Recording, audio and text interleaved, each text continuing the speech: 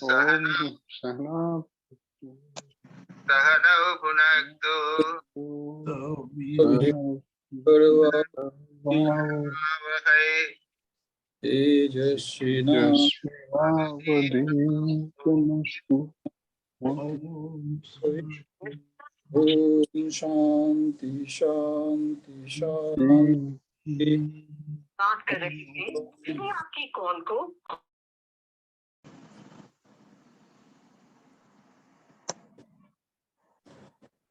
हुआ तो सबने जी जी हो गया महाराज। अच्छा, मैं नहीं सुन पाया। अच्छा ठीक है, कोई बात जी। अच्छा, आप पीयूष पुंज समरी करो। हाँ जी महाराज। ठाकुर माँ the person you are speaking Thakur माँ स्वामी जी के चरणों में प्रणाम। आपको भी प्रणाम और यहाँ पर उपस्थित सभी को मेरी नमस्ते और मेरी सबको दिवाली की बहुत बहुत शुभकामनाएं। महाराज के आदेश से मैं अब सिनॉप्सिस पढ़ने जा रहा हूँ, जो कि है the ideal of a universal religion. Whosoever our senses reach or our mind can imagine, we find action and reaction of the two forces, one counteracting the other, causing the constant play of these two. The mixed phenomena that we see around us or feel in our minds, the noblest words of peace that the world has ever heard, have come from men of the religious plane, and the bitterest denunciation that the world has ever known has been uttered by the religious men. The higher the object of the religion and the finer its organization, the more remarkable are the activities. No other human motive has deluged the world with blood so much as religion. At the same time, nothing has brought into existence so many hospitals and asylums for the poor. No other human influence has taken such a care, not only of humanity, but also of the lowest of the animals, as religion has done. Religion is the highest plane of human thought, and herein we find that the actions of these two forces have been most marked. The intestest love that humanity has ever known has come from religion, and the most diabolical hatred that humanity has known has also come from religion. Yet, from the midst of the din and turmoil and strife and struggling, the hatred and jealousy of religion and sects from time to time arise potent voices, crying above all this noise, making themselves heard from pole to pole. As it were, for peace, for harmony, nothing makes us so cruel as religion, and nothing makes us so tender as religion. This has been so in the past and will also, in all probability, be so in the future. After detailing the differences of the opinion on each of these parts, into which every religion is divided, the doctrines, the mythology, and the ritual, Swamiji asked, how is it possible then to have a universal religion that already exists? It is hard to find any universal ideas in this, and yet to know they exist. If I am certain of anything, here it is this humanity, which is common quality among all. And the humanity is what we call God. In him we live and move and have our being. Unity in variety is the plan of the universe. Just as we all are men, so we all are separate. We find that that if by any idea of the universal religion is meant tone and set, and the doctrines should be believed in all mankind, it is impossible. Differentiation made us formed being, and perfect balance will be destruction. Moreover, several attempts have been made to make religion universal for centuries, but all efforts have been failed, because every time religion became my father's religion, our nation's religion, our country's religion, and so on in the hands of unscrupulous men. In this way, instead of loving each other, the followers of each religion started to hate, criticize, and even persecute the followers of other religion.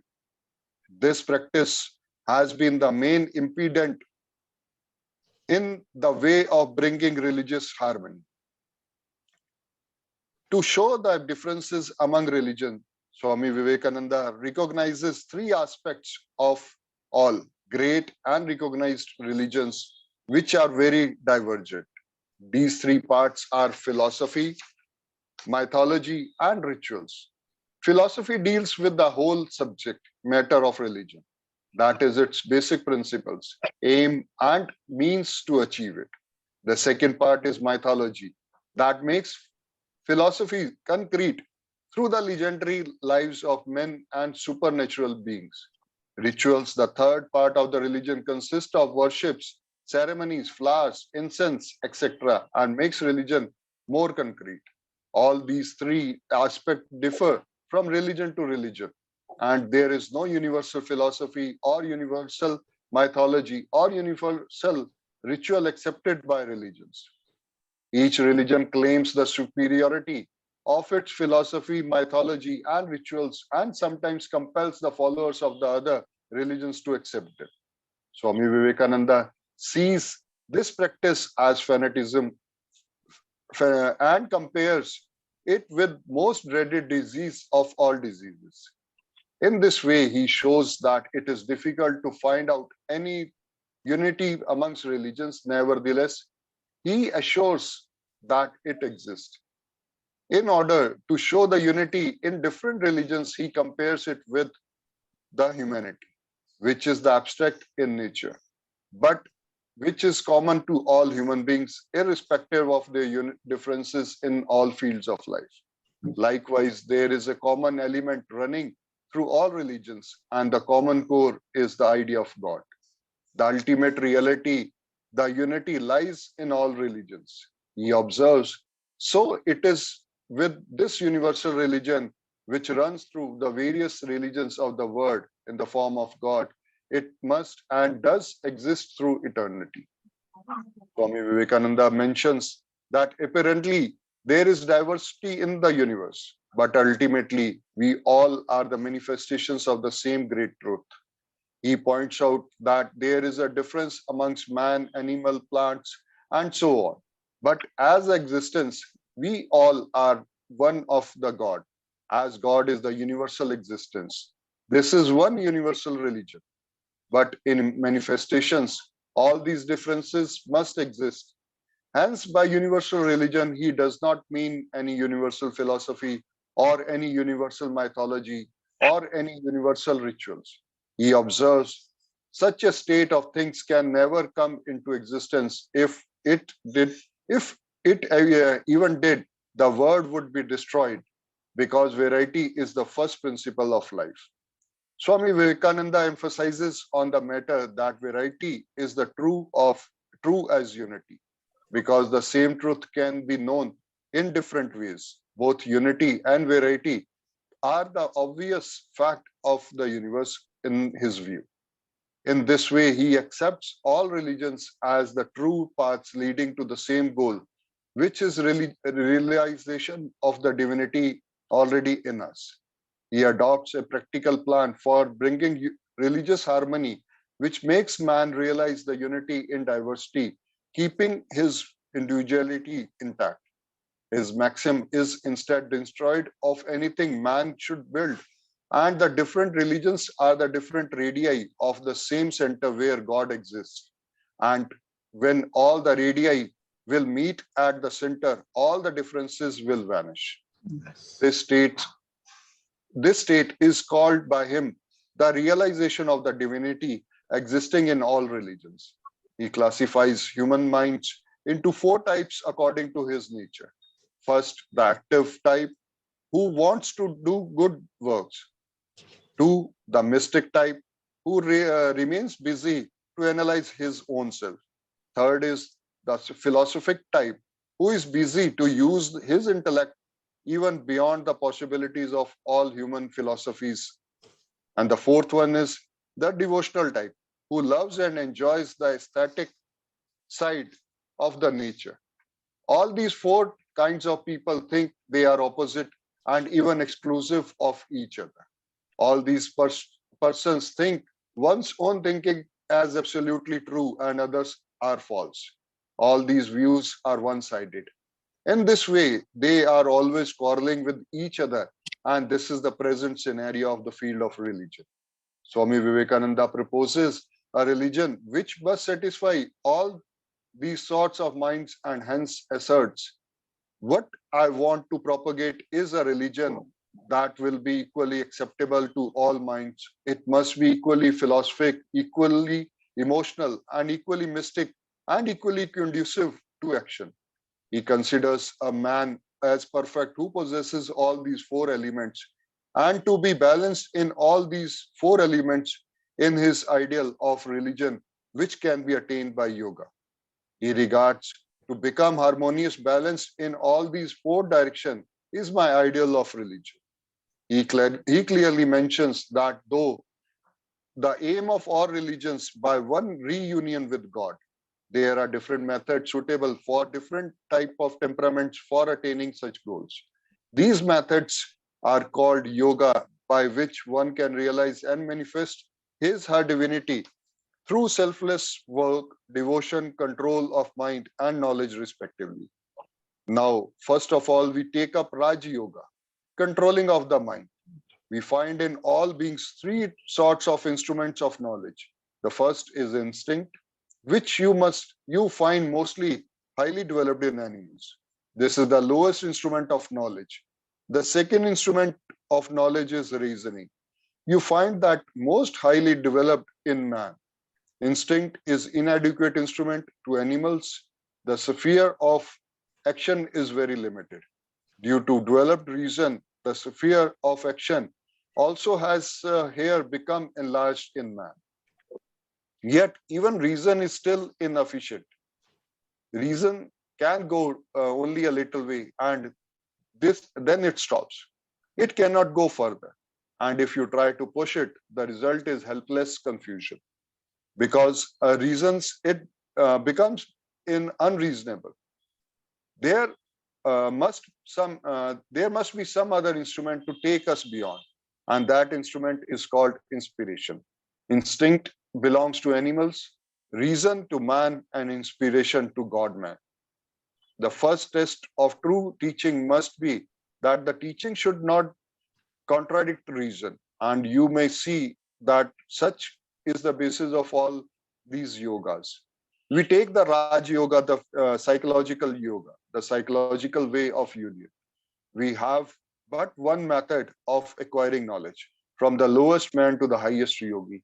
All have to use same method, and that method, what is called concentration. Karma Yoga, the attainment of God through work. It is evident that in society there are many persons who seem to be born for some sort of activity or the other, whose minds cannot be concentrated on the plane of the thought alone, and who have but one idea concretized in work, visible and tangible. Each one of us is enlarged in some work, engaged in some work, but the majority of us fritter away the greater portion of our energies because we do not know the secret of work.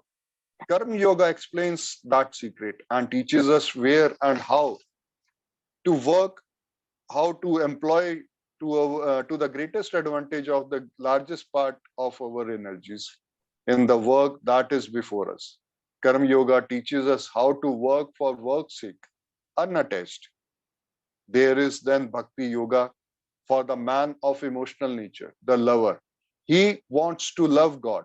He relies upon and uses all sort of rituals, flowers, incense, beautiful buildings, forms, and all such things. God to them is something tangible.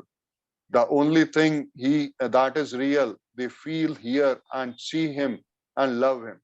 Bhakti Yoga teaches them how to love without any ulterior motive, loving God and loving the good because it is good to do so, and not going to heaven, nor to get children, wealth, or anything else. It teaches them that love itself is the highest recompense of love. that God gives, and that God himself is love. The Jnana Yogi, the philosopher, the thinker, he who wrote, he who wants to go beyond the visible, he is the man who is not satisfied with the little things of this world. His soul wants to go beyond all that into the very heart of being, by seeing reality as it is, by realizing it, by being it, by becoming one with that universal being. That is the philosopher. To say that God is the father or the mother, the creator of this universe, its protector and the guide, is to him quite inadequate to express him. To him, God is the life of his life, the soul of his soul. God is his own self. Nothing else remains which is other than God. What is last truly remains is God himself. Swamiji emphasizes on the practice of these four yogas through hearing, reasoning, and meditating, as that one can realize that religion does not consist of doctrines or dogmas, but it is pure realization. As we observe, religion is realization, not talk, nor doctrine, nor theories. However beautiful they may be, it is being and becoming, not hearing or acknowledging. It is the whole soul's becoming change into what it believes. That is religion. Thank you. Very Very good. excellent, sir. Thank you very much. Excellent. Good. Very good. Then went quite short and they are covered the important issues. Now, shall we begin with the questions? Yes. जी महाराज. सबसे पहले Shivani, are you ready?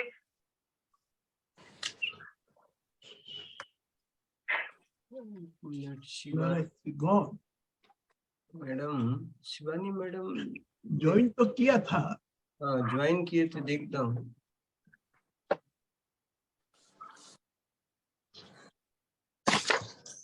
क्योंकि जो पहले question पूछता है मैं पहले उसे ऊपर आंसर करो पूछता हूँ. बिल्कुल. शिवानी मैडम नहीं दिख रहे हैं अभी. वो ज्वाइन किए थे पर डिस्कनेक्ट हो गए लगता है. अच्छा ठीक आ रहे हैं, ज्वाइन कर रहे हैं, ज्वाइन कर रहे हैं. एक है. मिनट. Okay okay. अभी दिखा.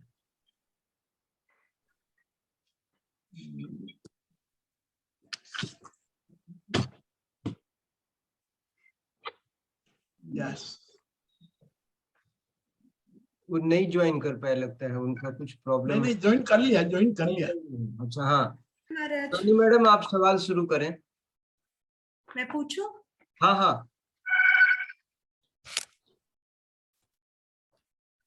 एक्चुअली सिग्नल प्रॉब्लम थी, थोड़ा एकदम से चला जाता है.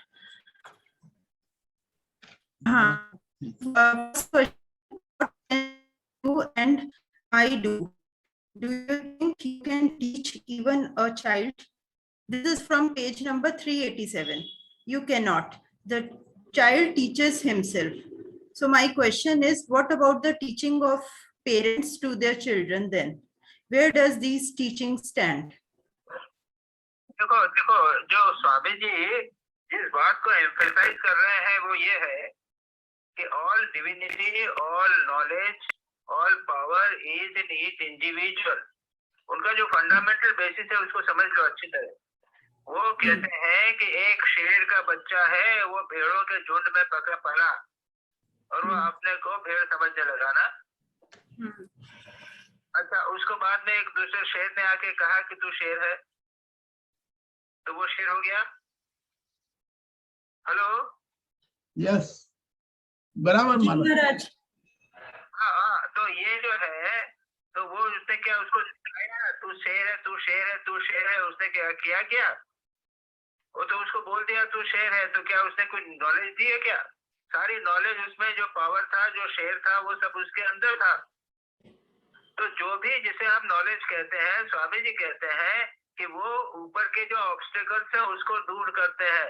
जो नॉलेज हमारे भीतर है वो मैनिफेस्ट होती है. इधर ओके? ठीक है जी महाराज, ठीक है.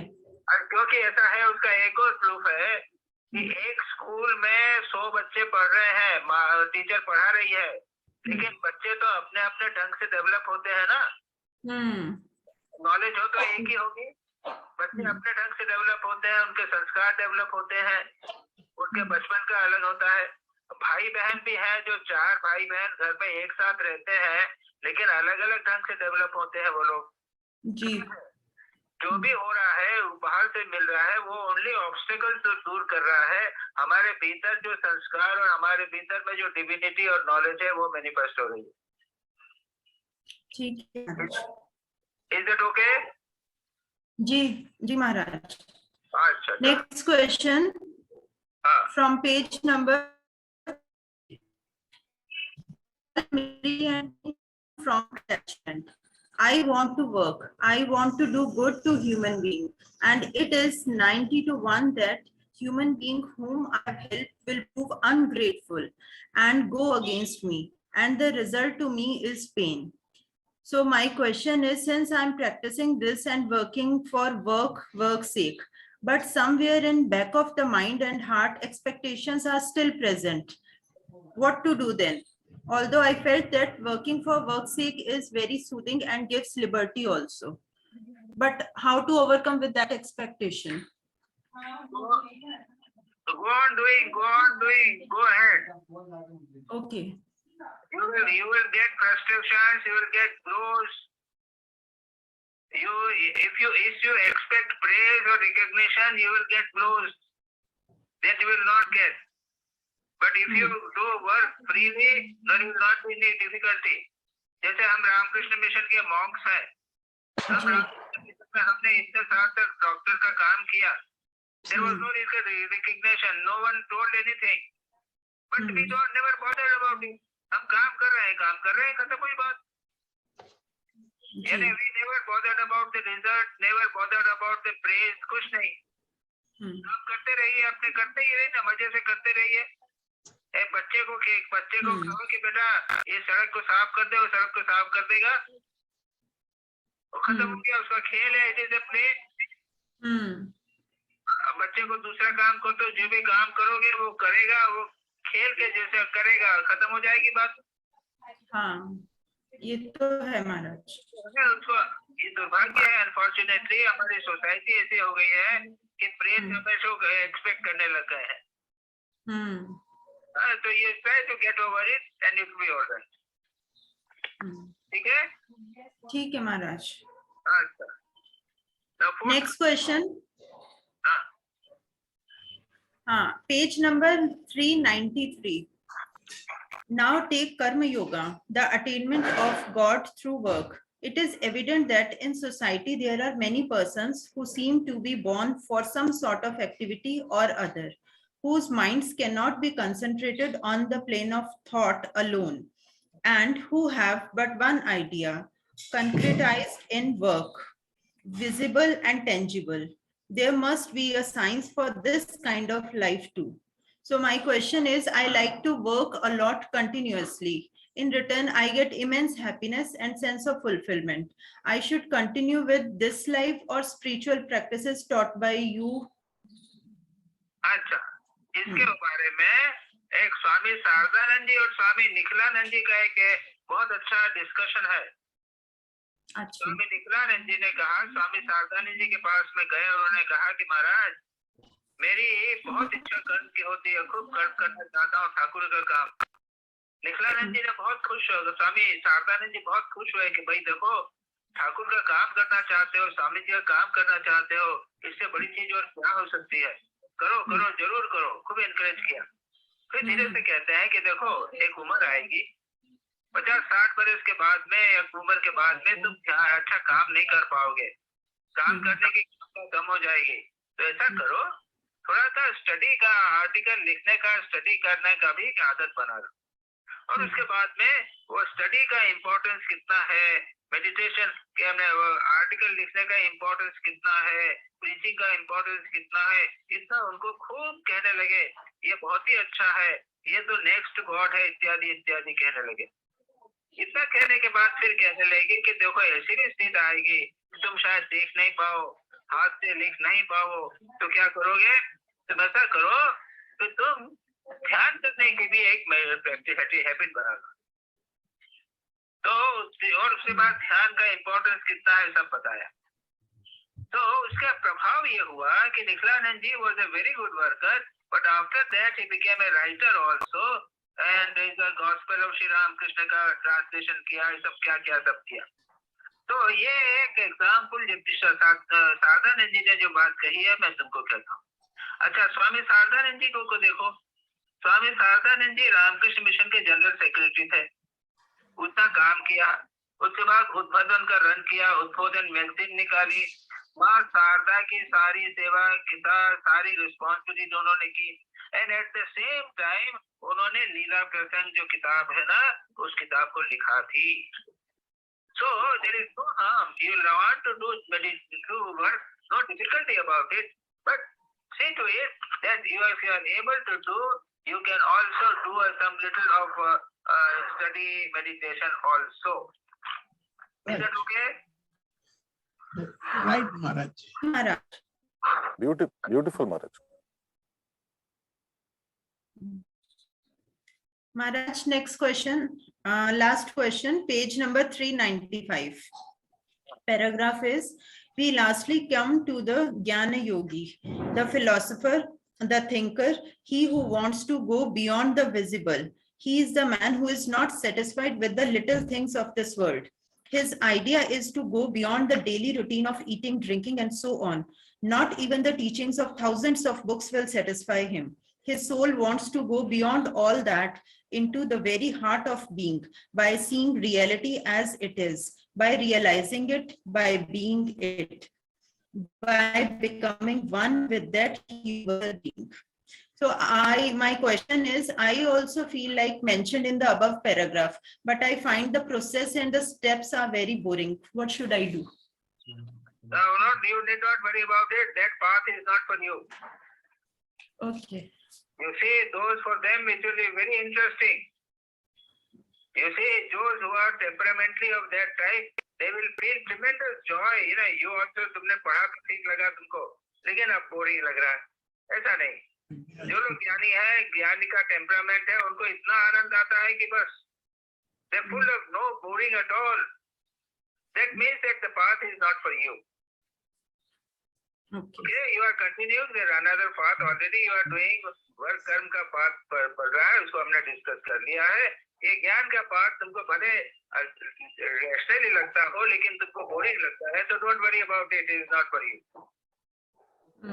महाराज, वो पढ़ना तो ठीक है, पर जो मेडिटेशन वाला प्रोसेस है ना, जो वो चीजें हैं, वो थोड़ा सा वो बोरिंग लग जाती है। मतलब to sit at one place for a long time. ज्ञान का मार्ग जो है ना, वो रैशनल मार्ग है, विचार का मार्ग है, उसमें मेडिटेशन इज सेकेंडरी, विचार ही ज्यादा इम्पोर्टेंट है। ठीक है। तो हम जो थे ना, वो ज्ञान योग पढ़ा करते, ये आर्टिकल ज्ञान योग से है, स्वामी विवेकानंद की हिसाब से। और हम जब स्टूडेंट थे तो ज्ञान योग हमारे जो स्टेथोस्कोप बॉक्स था ना, स्टेथोस्कोप का बैग था, उसके अंदर ज्ञान योग पढ़ा रहता था, उसको कंटिन्यूअसली पढ़ा करते थे, काम करते हुए पढ़ा करते थे। So it is a path of reason, ration and vichar. It is not a path of meditation. You understand करो, ज्ञान की बात जब कर रहे हो। अच्छा, हाँ, ठीक है महाराज। ठीक है, प्रणाम महाराज, thank you.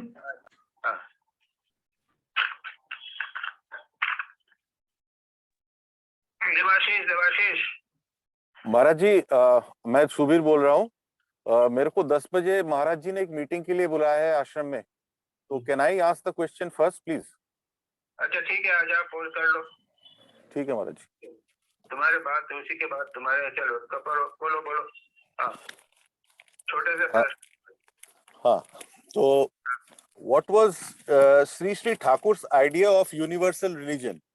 He spoke of harmony in various ways, we know, like the names of water in different terms, or he gave example of the watch where everyone thinks he alone is right. So is there any way else that he expressed universal religion directly or indirectly?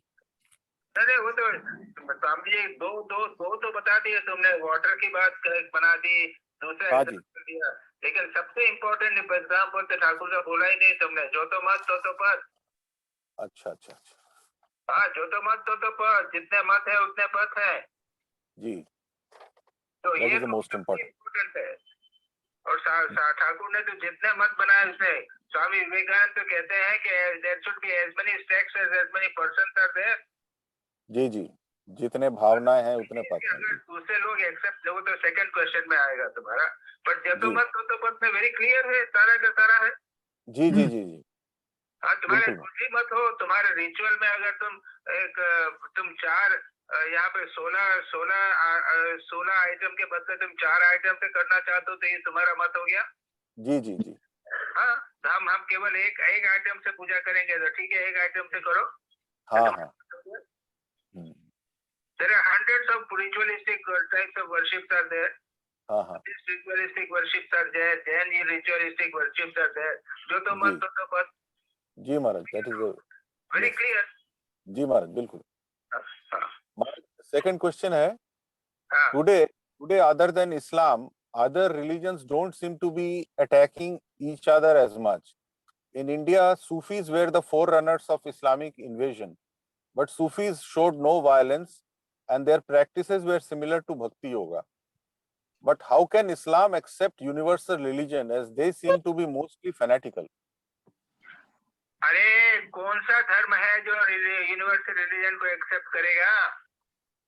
नहीं, वो तो ठीक है महाराज, लेकिन ये तो इतना fanatical है, ये तो सुनने को तैयार नहीं रहेगा। वैष्णव और शाक्त जो वैष्णव और शैव जो है वो झगड़ा करते हैं, एक दूसरे को मारते हैं। बिल्कुल। मथुरा नारायण शास्त्री ने कह दिया कृष्ण के बिना मुक्ति नहीं हो सकती, तो ठाकुर के साथ मथुर बाबू तो ठाकुर के साथ हमेशा रहते थे, उनका चेहरा लाल हो गया ना।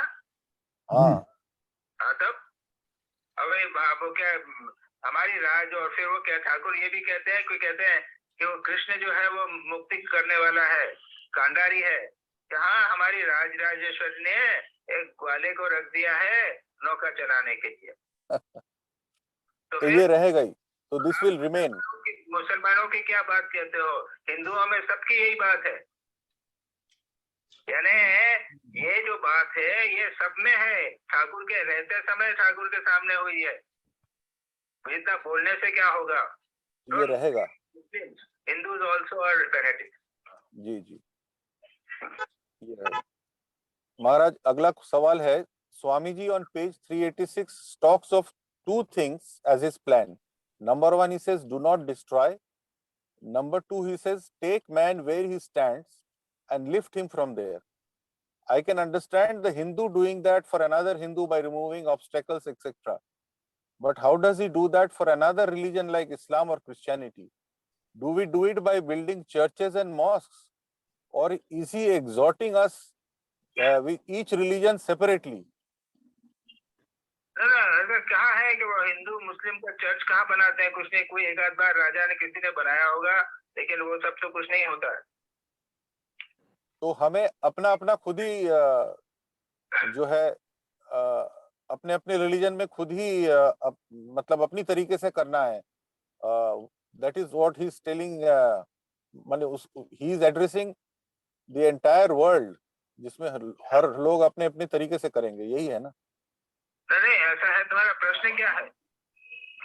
तो मेरा प्रश्न ये है महाराज जी कि हम किसी और की ऑब्स्टेकल तो हटा नहीं सकते, किसी और रिलीजन के लिए कुछ कर नहीं सकते, तो अपने रिलीजन में ही कर सकते हैं, यही कह रहा है ना। तुम ये ऐसा है कि ये जो यूनिवर्सल रिलीजन का भाव है वे अपने जीवन में डालने का प्रयत्न करो, दूसरे को कुछ करने की जरूरत नहीं है।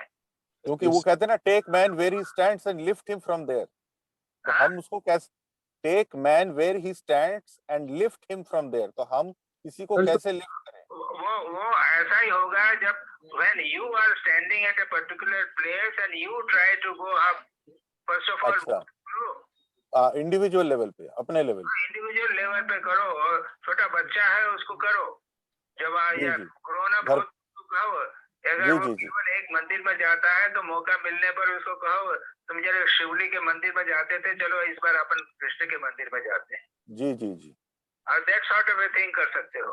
समझ गया। स्पिरिचुअल लाइफ में giving a boost to spiritual life, जब तक स्पिरिचुअल लाइफ में ग्रो नहीं होंगे ना तब तक ये नहीं हो सकेगा। स्पिरिचुअल लाइफ इज हाँ हाँ समझ गया महाराज, स्पिरिचुअल लाइफ ओनली शिवा हाँ कोई समझ रहे हो, तब तक तुम उसके आगे नहीं जा सकोगे।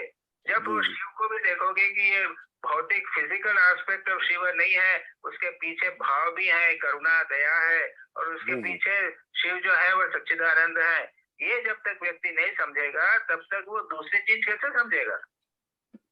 जी महाराज, शिव तो हमें सच्चिदानंद है, जब वहां पहुंचेगा तब उसको पता चलेगा कि कृष्ण भी अल्टीमेटली सच्चिदानंद है, और नहीं तो दोनों में डिफरेंस तो होगा ही। जी जी। So therefore the best way is the individual way. अपना पहले सोचो, दूसरे के बारे में सोचने से पहले आप खुद अपने आप को वो उठाओ। राइट महाराज, राइट। क्वेश्चन क्या है तुम्हारा? हाँ हो गया महाराज, समझ गए महाराज। लास्ट क्वेश्चन महाराज, we cannot change anyone's mindset, we can attempt to change our own mindset। जो मैं अगले सवाल में यही कह रहा हूँ जो आपने अभी कहा, is that what we are supposed to do? If other religions do not take up this idea, how will changing myself help the world? A monk or a Vedanta society can propagate in interfaith meetings or have symbols of different faith in the place of worship, but what an ordinary devotee like me can do? मतलब मेरे को बदलने से how will it help the world? That's what I'm saying. Don't worry about the world. अच्छा, वो अपने आप होगा, वो अपने आप होगा। How much are you going to do the world for world? हाँ हाँ हाँ हाँ। You're already part of the Ramakrishna mission. Are you going to start a political party of political party शुरू करोगे क्या? नहीं नहीं महाराज, वो थर्ड क्वेश्चन में आंसर मिल गया एक्चुअली इसका, फोर्थ का। हाँ ठीक है महाराज, दैट्स ऑल महाराज, प्रणाम महाराज। और एक कोई क्वेश्चन था ना वॉर के बारे में? नहीं मेरा नहीं था महाराज जी। अच्छा ओके ओके, प्रणाम महाराज। अच्छा ओके। देवाशीष प्रणाम प्रणाम। हाँ प्रणाम प्रणाम। मेरा first question, question number 1, page number 378। Nothing makes us so cruel as religion, and nothing makes us so tender as religion. This has been so in the past and will also, in all probability, be so in the future. My question is, why is it so? Like, religion is cruel, and at the same time religion is, why is it so? because first of all religion is fanaticism. Because of fanaticism it becomes cruel. Oh, अच्छा। It becomes tender because of compassion. सब religion में प्रेम और compassion की बात होती है, और fanaticism भी सब रिलीजन में होता है। इसलिए फैनेटिसिज्म से मानव क्रूएल हो जाता है और कंपैशन से वो लव हो जाता है, दूसरों को लव करने लगता है। Okay, okay, thank you Maharaj, thank you. Second question, page 378. Yet out of the midst of this din and turmoil, this strife and struggle, this hatred and jealousy of religious and sects, there have arisen from time to time potent voices drowning all this noise, making themselves heard from pole to pole, as it were, proclaiming peace and harmony. My question is, the potent voice is the voice of the avatar or incarnation of God. Is it so? Also saints and sages. Sorry Maharaj ji. Incarnations का भी है और saints और sages का भी है, संतों का भी है। Okay, okay. So, understood Maharaj. Thank you. So the next question is question number 3, page 379. This is not through wickedness, but through a particular disease of human brain called fanaticism. My question is, does fanaticism come from too much faith in one's religion, or it comes from fear or love, or what is it come from? See, don't see. You are seeking the cause of fanaticism. Fanaticism ही है। वो एक that is a human characteristics. तुम नहीं तो फिर कहोगे, what is the cause of faith? What is the cause of love? अरे love, faith, fanaticism जो है ये human character के अंग है। If you don't seek the cause of it, then everything you will have to seek the cause. Oh, Basic in the construction of human character. This is faith, fanaticism, ये तो बच्चा है, तो बच्चा बचपन से खड़ा वो होता है तो कि मेरे पापा ने बताया, मेरे पिताजी ने बताया है, और वो पकड़ के रखता है उस चीज को, isn't it? আমার বাবা বলেছেন, বাস আমি ধরে আছি, हाँ हाँ বাবা কি বলেছেন, কৃষ্ণ ভগবান আর ধরে আছে। আর আপনি বলছেন এটা what is the cause? and it is the nature of human beings. ओहो Faith, love, fanaticism, don't seek the causes of this. They are there in the human beings. but sometimes it reaches very culmination is so bad that the twin tower blast was there in the US and all that. So we have from the childhood we have got so many bad things. We are born with bad tendencies also. So how to correct it, Maharaj ji? How from childhood अगर ऐसा ही है fanaticism तो इसको तो तो education क्या है,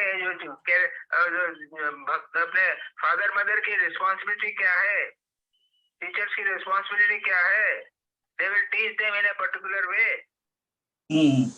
But these things, love, faith, fanaticism, ये तो बेसिक है, hatred, desire, ये सब जो हमारे बॉडी के हमारे कैरेक्टर में है। अब तो hatred की हुई, अरे भाई वो तो कैरेक्टर में है हमारे। ओहो अच्छा महाराज समझ में आया महाराज, थैंक यू। नेक्स्ट क्वेश्चन में चलते हैं, question number 4380।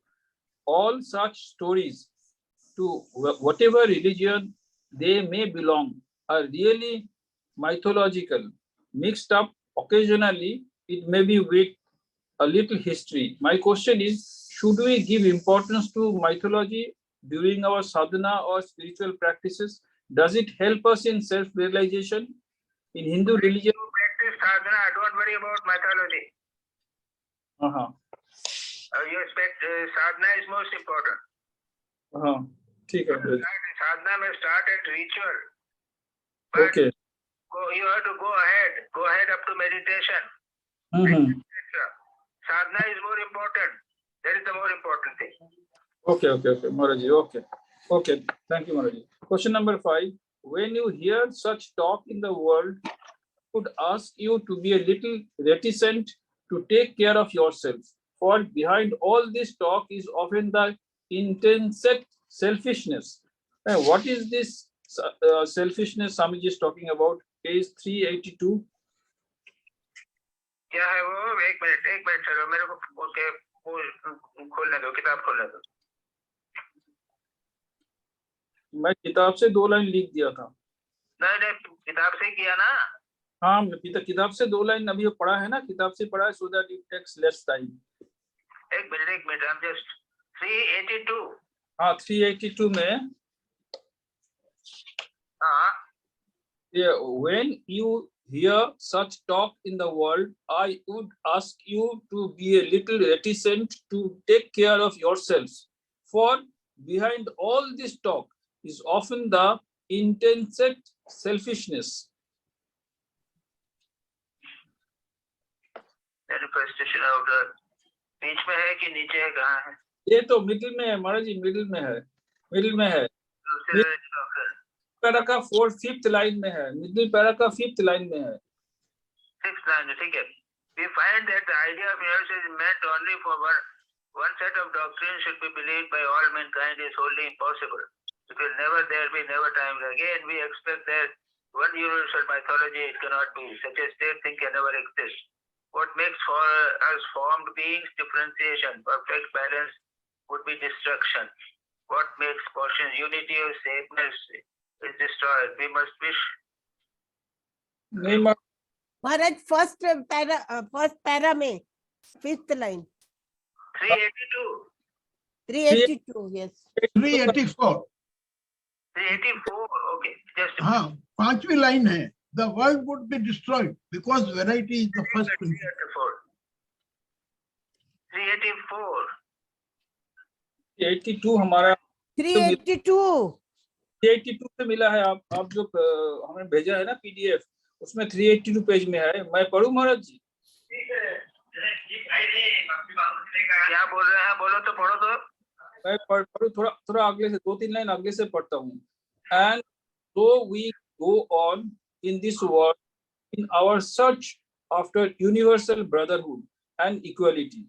When you hear such talk in the world, I would ask you to be little reticent to take care of yourselves. For behind all this talk is often the intended selfishness. So yeah, मेरा question is, what is this selfishness Swamiji is talking about? ये brotherhood की बात जब हो रही है ना, हाँ, यूनिवर्सल ब्रदरहुड बोल रहा है, इक्वलिटी का बात को बोल रहा था, हमें बोल रहा है स्वामी जी बोल रहे तो वहाँ पे क्या है कि ब्रदरहुड ऑफ क्रिश्चियंस ओनली, ओहो अच्छा, ब्रदरहुड में मुस्लिम्स आर यूनिवर्सल ब्रदरहुड, हाँ हाँ, when it comes to Christians, मार डालो क्रिश्चियंस को। ओ Christians talk of a universal brotherhood, but anyone who is not a Christian must be immediately killed. Oh, understood. Universal brotherhood is intense selfishness. हाँ, समझ में आया। Thank you, Maharaj ji. Next question is page 382 में ही. So far, we see it is hard to find any universal features in regard to religion, and yet we know that they exist. माने universal religion exist करता है. Swami ji says that yet we know that they exist. Now, what is this? What is it?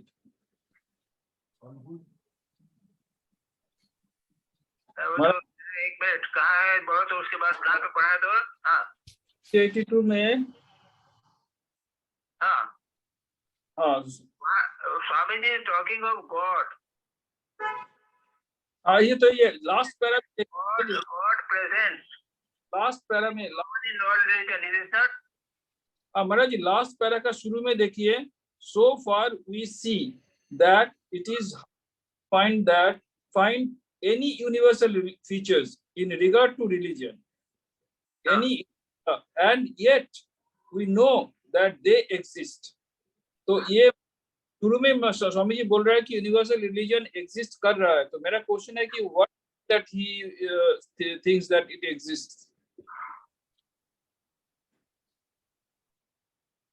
So far we see that it is hard to find any universal feature in regard to religion.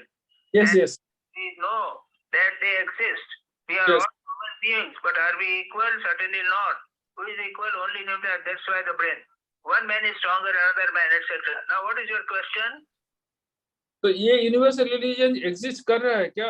Swami ji बोल रहे हैं जो नहीं, ऐसा है कि difference रहेगा। हाँ, स्वामी जी बता रहे हैं ना, एक आदमी स्ट्रांग है, एक आदमी वीक है, एक आदमी का ब्रेन स्ट्रांग है, दूसरे का शरीर स्ट्रांग है। Equal. Why is there this inequality? Who made it? We. Because we have more or less power, etc. Isn't it? yes, ma'am. So equality, inequality will always be there. Swamiji is repeatedly talking about it. Maharaj. He says that your unity, diversity always there, but unity always will be there also. After Bhagwan could take up the God, so it is with universal religion which runs through all various religions of the world in the form of God. It must and does exist through eternity. Bhagwan ka, I am the thread. Sutre manigana iva. I am the thread that runs through all these pearls, and each pearl is a religion or even a sect thereof. Different pearls. So what Swamiji is telling is that everywhere if you see God, that is the common thread, which is different pearls, अलग-अलग प्रकार के pearls हैं, अलग-अलग प्रकार के मनुष्य हैं, एक हिंदू मुसलमान सब है, लेकिन common चीज जो है वो God है, उसको देखो। Thank you, Maharaj. Thank you, Maharaj. Thank you very much, Maharaj. Question number 7384. It is this difference, this differentiation, this losing of the balance between us, which is the very soul of our progress, the soul of all our thought. This must always be. My question is, what is meant by the losing a balance between us, and which is the very soul of our progress? What is the Swamiji's 384 page में बोल रहा है कि it is this balance will be distraction, perfect balance will be diffraction. What makes the form being differentiation, अगर differentiation चला गया तो सब खत्म हो जाएगा. Differentiation is the very soul of existence. ओहो. Unity in diversity repeatedly Swami ji कह रहे हैं. तुम्हारा क्वेश्चन आप बताओ. हाँ हाँ. A question है कि what is meant by losing a balance between us, which is the very soul of our progress. बिल्कुल कॉमन, सब चीजें कॉमन हो जाएगी ना, सब सामान्य हो जाएगा तो गड़बड़ हो जाएगी. ओहो. थोड़ा सा डिफरेंशिएशन होना चाहिए. थोड़ा आदमी भी होना चाहिए, एक अच्छा आदमी भी होना चाहिए, एक ऊंचा आदमी भी, नीचा आदमी. ये जो बैलेंस जो है उसको थोड़ा डिस्टर्ब नहीं होगा तो संसार ही नहीं चलेगा. ओहो हो. अच्छा अच्छा अच्छा. Lost balance, what makes motion possible in this universe? Lost balance. हाँ. Sameness can come only when the universe, this universe is destroyed. ओहो हो. Unity, then universe will be destroyed. Thank you, Maharaj. Thank you so much, man. Thank you, Maharaj. Page number, question number 8, 391. The most contradictory, irrational nonsense that has been preached in this world, is simply the instinctive jargon of confused lunatic brains trying to pass for the language of inspiration. What is the contradictory, irrational nonsense Swamiji is talking about? Thank you. वो क्या है कि एक तो है कि आदमी जो खाना पीना, एक तीन चीजें, 3 लेवल बताई स्वामी जी ने. इंस्टिंक्ट, रीजन एंड इंस्पिरेशन, है ना? Yes. अभी पढ़ा है इसके आगे भाई. Instinct, inspiration and reason and inspiration.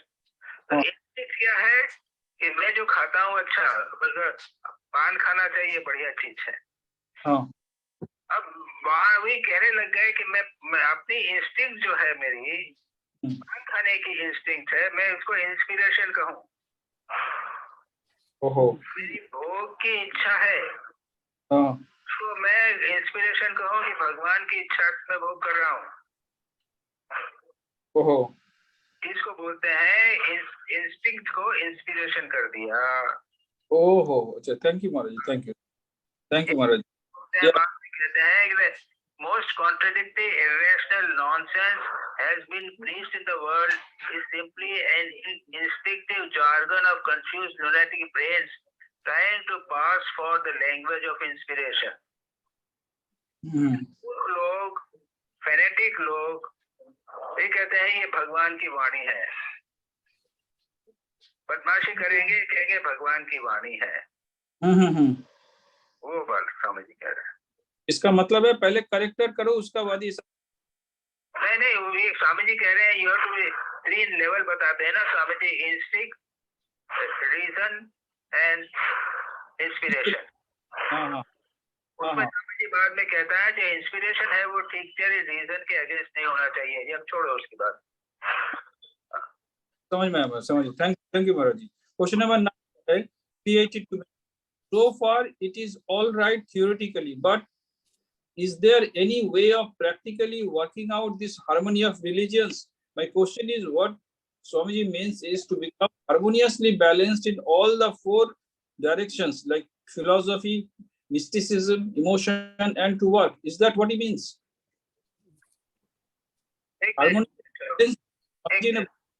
Harmonically balance बोल रहे हैं स्वामी जी, तो इसका मतलब क्या यही होता है? Philosophy, mysticism, emotion and work, इस चारों को बैलेंस करते हुए आदमी काम करे. कौन सा पेज बोलो तो?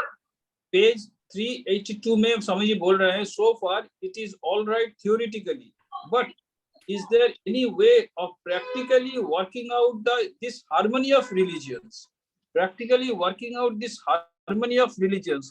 My question is that what Swamiji means is to become especially balanced in all the 4 directions: philosophy, mysticism, emotion and work. ये 4 का बात बोल रहे हैं क्या?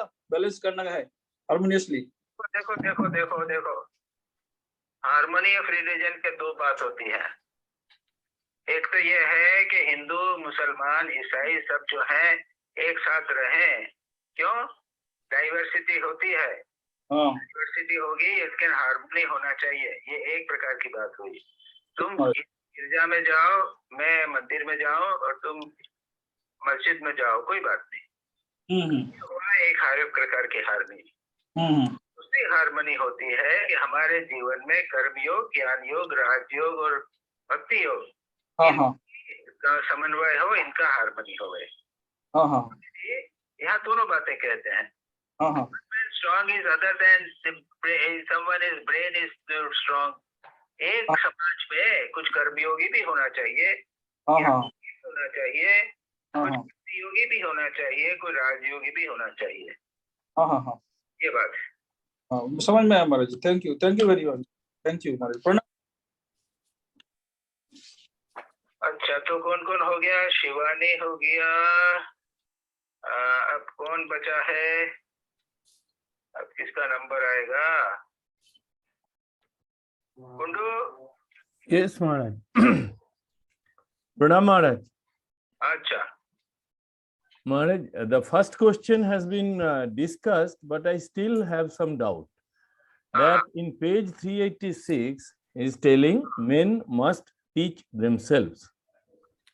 तो आपने बोला है कि पोटेंशियली सबकी पोटेंशियल है and our job is to just remove the obstacles, but जो गुरु है, if that is so, then what is the role of a teacher or guru? In a school, we not only get an opportunity to bring out our potentiality, we also learn so many skills.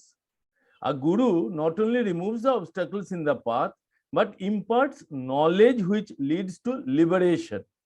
Like आपने बोला कि वो शेर पहले से था, उसकी potentiality शेर का था, वो भेड़ के उसमें था, लेकिन someone had to teach him that he is a शेर, तभी तो जाके बना. So that's why he is telling, do you think that you can teach even a child? In terms of divinity it may be same, but in our practical life, unless we teach them, how will they learn? ना ऐसा है कि तुमने एक कुश्ती लड़ना सिखाया, देखो बेटा इस तरह के वो लगाना, ये दाव इस प्रकार लगाना चाहिए, बता दिया। हाँ महाराज। अब उसके बाद में वो गुरु ने बता दिया, उसके बाद में वो 7-10 दिन तक 15 दिन तक उसने लगाया ना दाव। हाँ महाराज। तो उस समय तो कुछ गुरु नहीं था ना, उस समय नहीं था। हाथ में लगाया। हाँ, तो गुरु ने उसको एक निर्देश दे दिया है, डायरेक्शन दे दिया है कि ये दाव इस प्रकार लगाया जाता है। अब उसको गुरु के को आप क्रेडिट दोगे या उसको शिष्य को दोगे कि उसने उसको सारा का सारा? नहीं महाराज, ये तो सारे मिला के ही हो गया ना। उनके अपने पोटेंशियल थे, गुरु ने उसको कुछ टेक्निक सिखाया एंड देन उसने लगन से उसका साधना किया। ये तीन चीज का जब तक बैलेंस नहीं होगा तब तक तो कोई टीचिंग संभव नहीं है।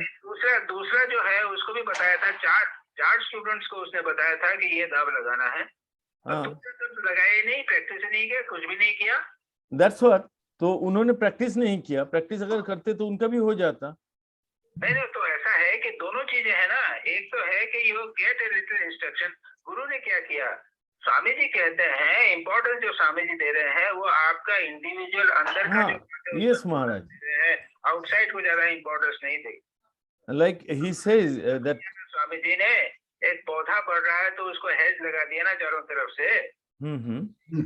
तो जो भी हो रहा है, स्वामी जी कहते हैं कि plant will grow of its own, you are just to hedge.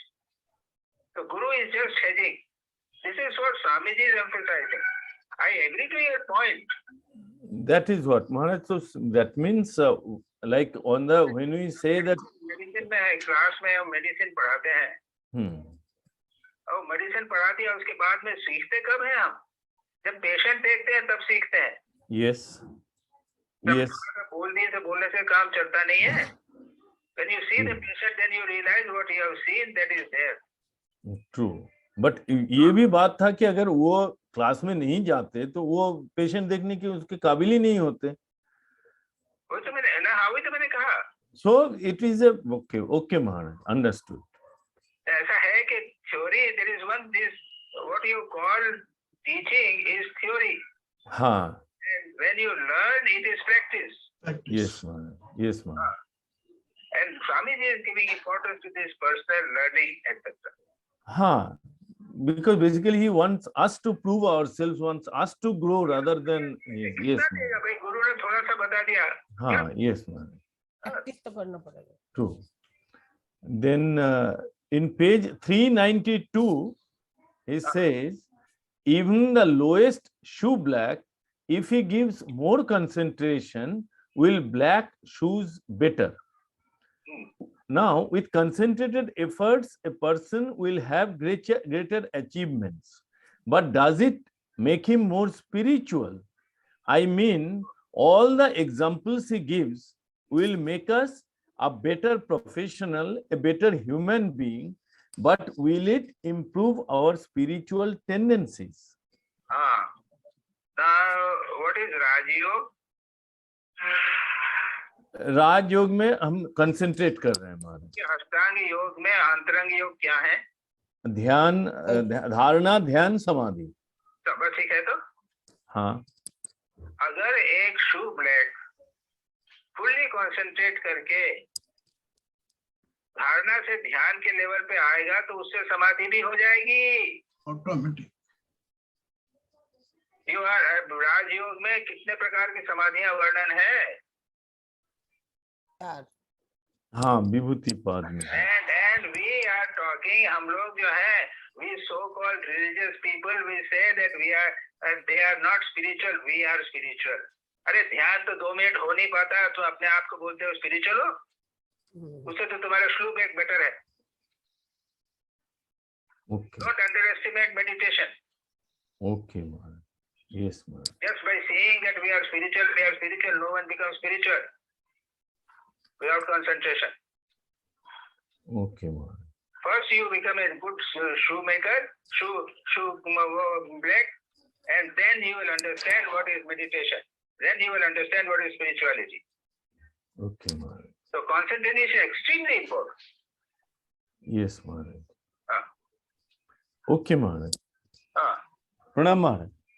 अच्छा। रोज राजयोग में तो वही तो है। अच्छा, इतु Ghosh.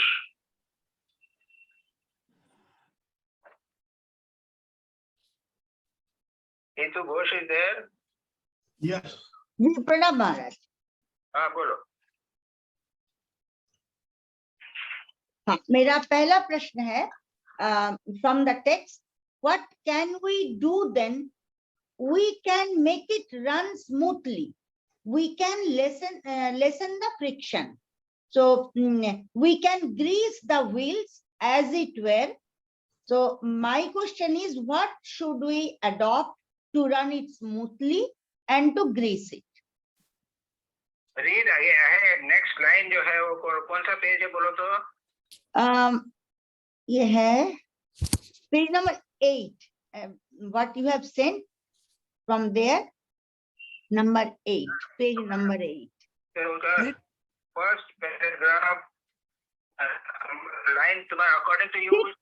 Sixth line. Sixth page. Sixth line, page 8. 8 from those texts which you have sent. 8th page. हाँ 8 number page और 6th line में है।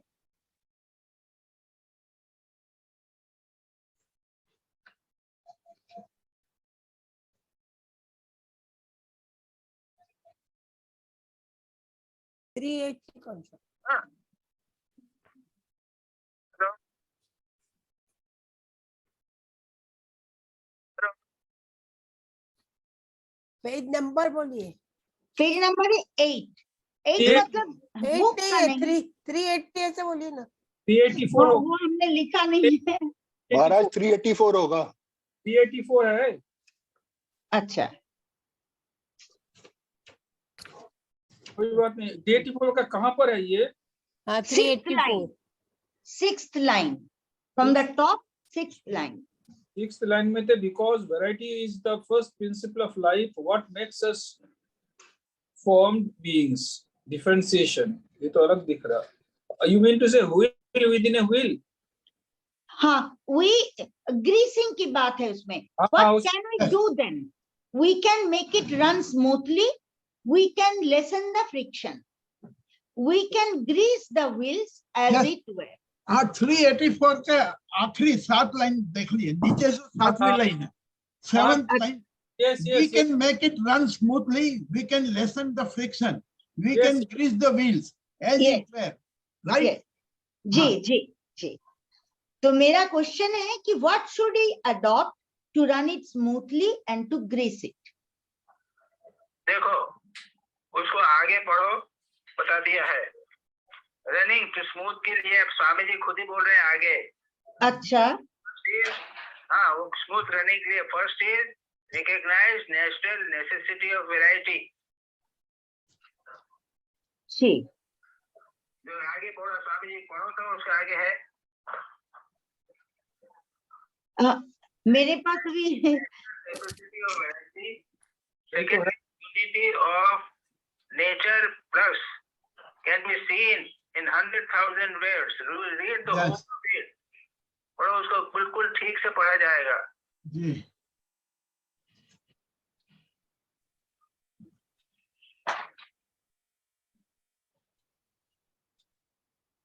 If you read it ahead, you will get the answer to it.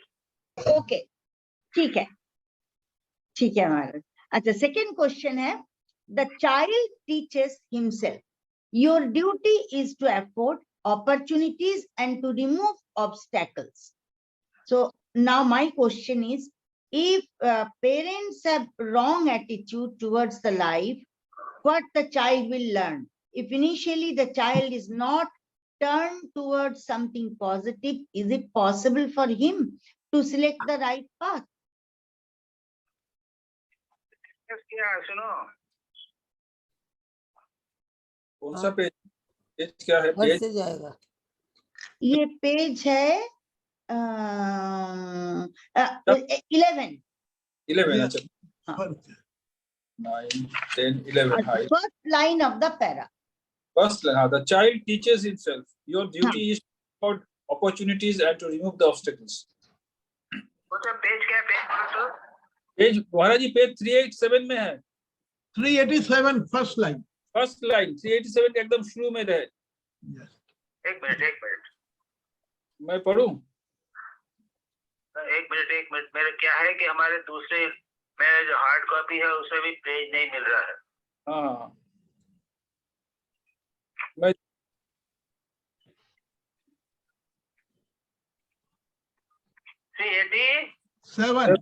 87 top. मैं पढ़ने एक minute,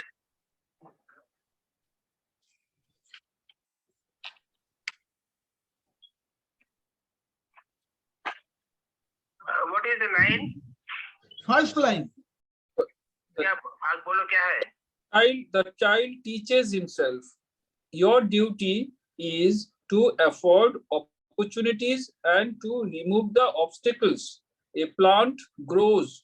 Do you make the plant grow? हो गया, ये तो डिस्कस है। Now question क्या है? What is the question? The question is, if the parents have wrong attitude towards the life, then what the child will learn? If initially the child is not turned towards something positive, so is it possible for him to select the right path? देखो ऐसी कहानियां हैं। जी, दो बच्चे थे, जी, उनको एक को बच्चे को एक आश्रम में रख दिया और दूसरे बच्चे को डाकू ले गए। तो पहला बच्चा संत बन गया, दूसरा बच्चा डाकू बन गया। जी, तो ये डाकूहुड and sainthood are were already in the child. oh, In a saint's ashram, the manifestation of the sainthood was practical because the hindrances are removed. So in a particular situation, saint and sinner both are in the child. Does not in India is it easy to manifest spiritual qualities?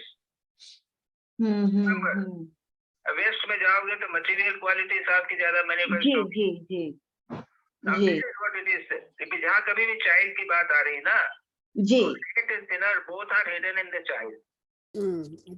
हाँ, ये India में रहा, waste में जाएगा तो वो engineer बन जाएगा, क्या सब बनेगा। और हाँ इधर भी रहेगा और थोड़ा आश्रम के एटमॉस्फेयर में बनेगा तो वो थोड़ा सा रिलीजियस मेंटालिटी हो जाएगी, साधु बन जाएगा आश्रम ज्वाइन करके। अच्छा, तो इसमें पेरेंट्स को कुछ सिखाना या कुछ बोलना या कुछ अच्छी अपॉन पेरेंट्स भी तो जानते नहीं है, जैसा पेरेंट्स रखेंगे वैसा ही होगा। अच्छा, मतलब एटमॉस्फेयर, हाँ मेनली हुआ कि एटमॉस्फेयर। इवन अदरवाइज जी मैंने कहा ना कि पेरेंट यानी एक सेंट के पेरेंट और सिनर के पेरेंट का इफेक्ट होगा ना। वो तो है। ठीक है। अच्छा, मेरा थर्ड क्वेश्चन है, the grasp of pain whenever it comes is the result of the reaction of attachment. यह है page number 17, end of second para. क्या बोल रहा है, प्रश्न क्या है तुम्हारा? प्रश्न है, कर्म yoga is so difficult where one has to remain away from the slightest attachment, then how and why people will try this yoga? अच्छा, पहला ये बताइए आपको कौन सा योग सरल लगता है, ये बताइए तो। मुझे भक्ति योगा। भक्ति योगा, आप थोड़ा थोड़ा घांसी बजा कर लिया, भजन गा लिया, ये भक्ति होगा। ये त्याग की बात होगी, संसार का त्याग करना है भगवान के लिए, तब पता चलेगा भक्ति योग कितना कठिन है।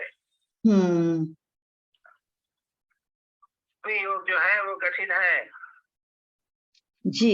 योग इसलिए कि हमारा स्वभाव है कर्म का। गीता में भगवान ने शुरू में कर्मयोग ही बताया, most important message of Gita is karma yoga, है कि नहीं? जी। हाँ, तो 99% people would need कर्मयोग and 99% will have to give up attachment. पर वो मतलब पूरा खत्म हो जाता है क्या? हाँ? पूरा खत्म हो जाता है कर्मयोग में भी पूरा अटैचमेंट होगा तो डंडे पाएंगे, जितना अटैचमेंट होगा उतना कष्ट होगा। हाँ, thank you So there is no other alternative. If you are attached, you suffer. जी, ये बात है। Some people after attachment 1 or 2 blows they get and then they वो समझ जाते हैं, दूर जा जाते हैं, वो छोड़ देते हैं तो निकल जाते हैं कर्मयोग से। और नहीं तो बाकी सफर करोगे, कोई कर्मयोग हो ही नहीं। बिना अटैचमेंट को त्याग करे, डिटैचमेंट के बिना तो कर्मयोग हो ही नहीं सकता ना। वो कर्म हो जाएगा, वो अटैचमेंट ही होगा और कुछ नहीं होगा। ठीक है। हाँ, यही मेरे प्रश्न थे। प्रणाम महाराज। हो गया? अच्छा जी। अच्छा, अब किसका नंबर है? अब किसका नंबर है? देवाशीष हो गया, मेरा पेज नंबर भी गड़बड़ हो गया, शिवानी हो गया, दिलीप भाई आओगे क्या महाराज? मेरा है। अच्छा, निवेदिता? हाँ जी महाराज। अच्छा, ठहरो, निवेदिता का नंबर तो देखो। आपको कैसे मालूम पड़ गया आपका नंबर है? क्योंकि आपका लास्ट में आता है। अच्छा, मैं फंसती हूँ। महाराज मेरा भी आता है। निवेदिता आ जाओ, चलो आओ, तुम्हारा 6 नंबर है। मेरा कौन सा महाराज? अभी मेरा है। आ जाओ। हाँ। पहला प्रश्न है 386। द हायर द बुक से है, the higher the object of any religion and final its organization, the more remarkable its activities. ये स्वामी जी क्यों कह रहे हैं इसका जरा क्लियरेंस चाहिए। पेज बोलो तो पेज बोलो। पेज में हमारा सेकंड ही है 378। नहीं, 386 बोलेगी 378। नहीं, शुरू के आर्टिकल में दूसरा पेज।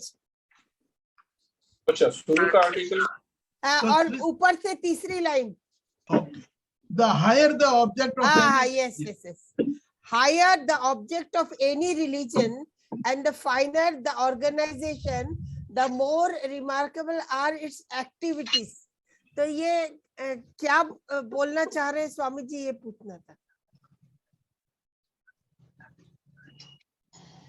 एक मिनट। दूसरे पेज में है, ऊपर से तीसरा। The higher the object of any religion and the finer its organization, more remarkable its activities. हाँ जी, ये क्या क्या कहना चाह रहे हैं? I cannot say why Swamiji told this. Huh? हाँ, मैं To say why he told this appears to be related to the upper passage, जिसके passage ऊपर जो है ना, जी intensest love for humanity has ever known has come from religion, and diabolic hatred also has come from religion. हाँ जी जी Noblest words of peace has come from religion, and bitterest denunciation has come from religion. जी उससे संबंध देना पड़ेगा। हाँ हाँ ऐसा है कि रिलीजन में क्या है, this is patent to all, higher the feat of action, more potent and more remarkable are the influence of these opposite forces. So higher the object of any religion and finer its organization, more remarkable are its activities. ठीक तो है? हाँ religion higher होगा, जैसे श्री रामकृष्ण है, तो श्री रामकृष्ण का एक कंसेप्ट जो है ना, राम और कृष्ण के लेके उससे तुलना में कितना रिनाउंसिएशन समाधि में हमेशा लगे हुए हैं। रिलीजन, यू नो, फाइनर वो ऑर्गेनाइजेशन, मोर, हाँ उसका जो है ना वो मोर रिमार्केबल आर इट्स एक्टिविटी हो जाता है। मतलब उतना उसमें हेट्रेड और ये सब कम होगा। हाँ हाँ जी, तो वो अपर पैसेज के साथ लेना पड़ेगा।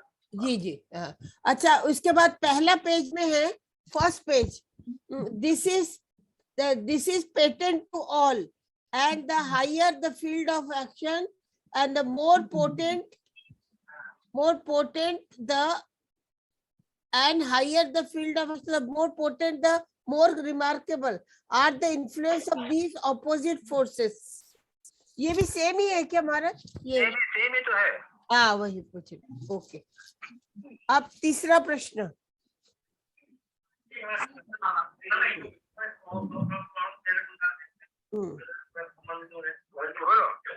तीसरा है, neither can there be any universal ritual such state should never come into the existence। 384 में है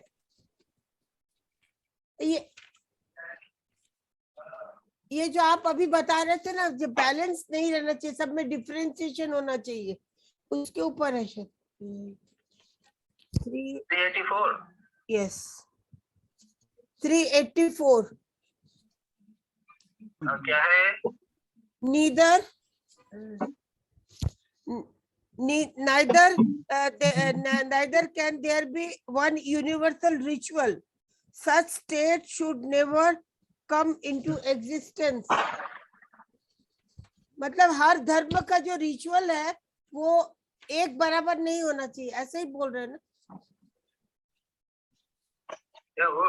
सेम रिचुअल की बात कर रहे हैं स्वामी जी। हाँ सेम रिचुअल, हाँ जी जी, सेम रिचुअल होगा तो एनाइलेशन हो जाएगा, ये बोल रहे हैं ना स्वामी जी? हाँ यही पूछ रही हूँ।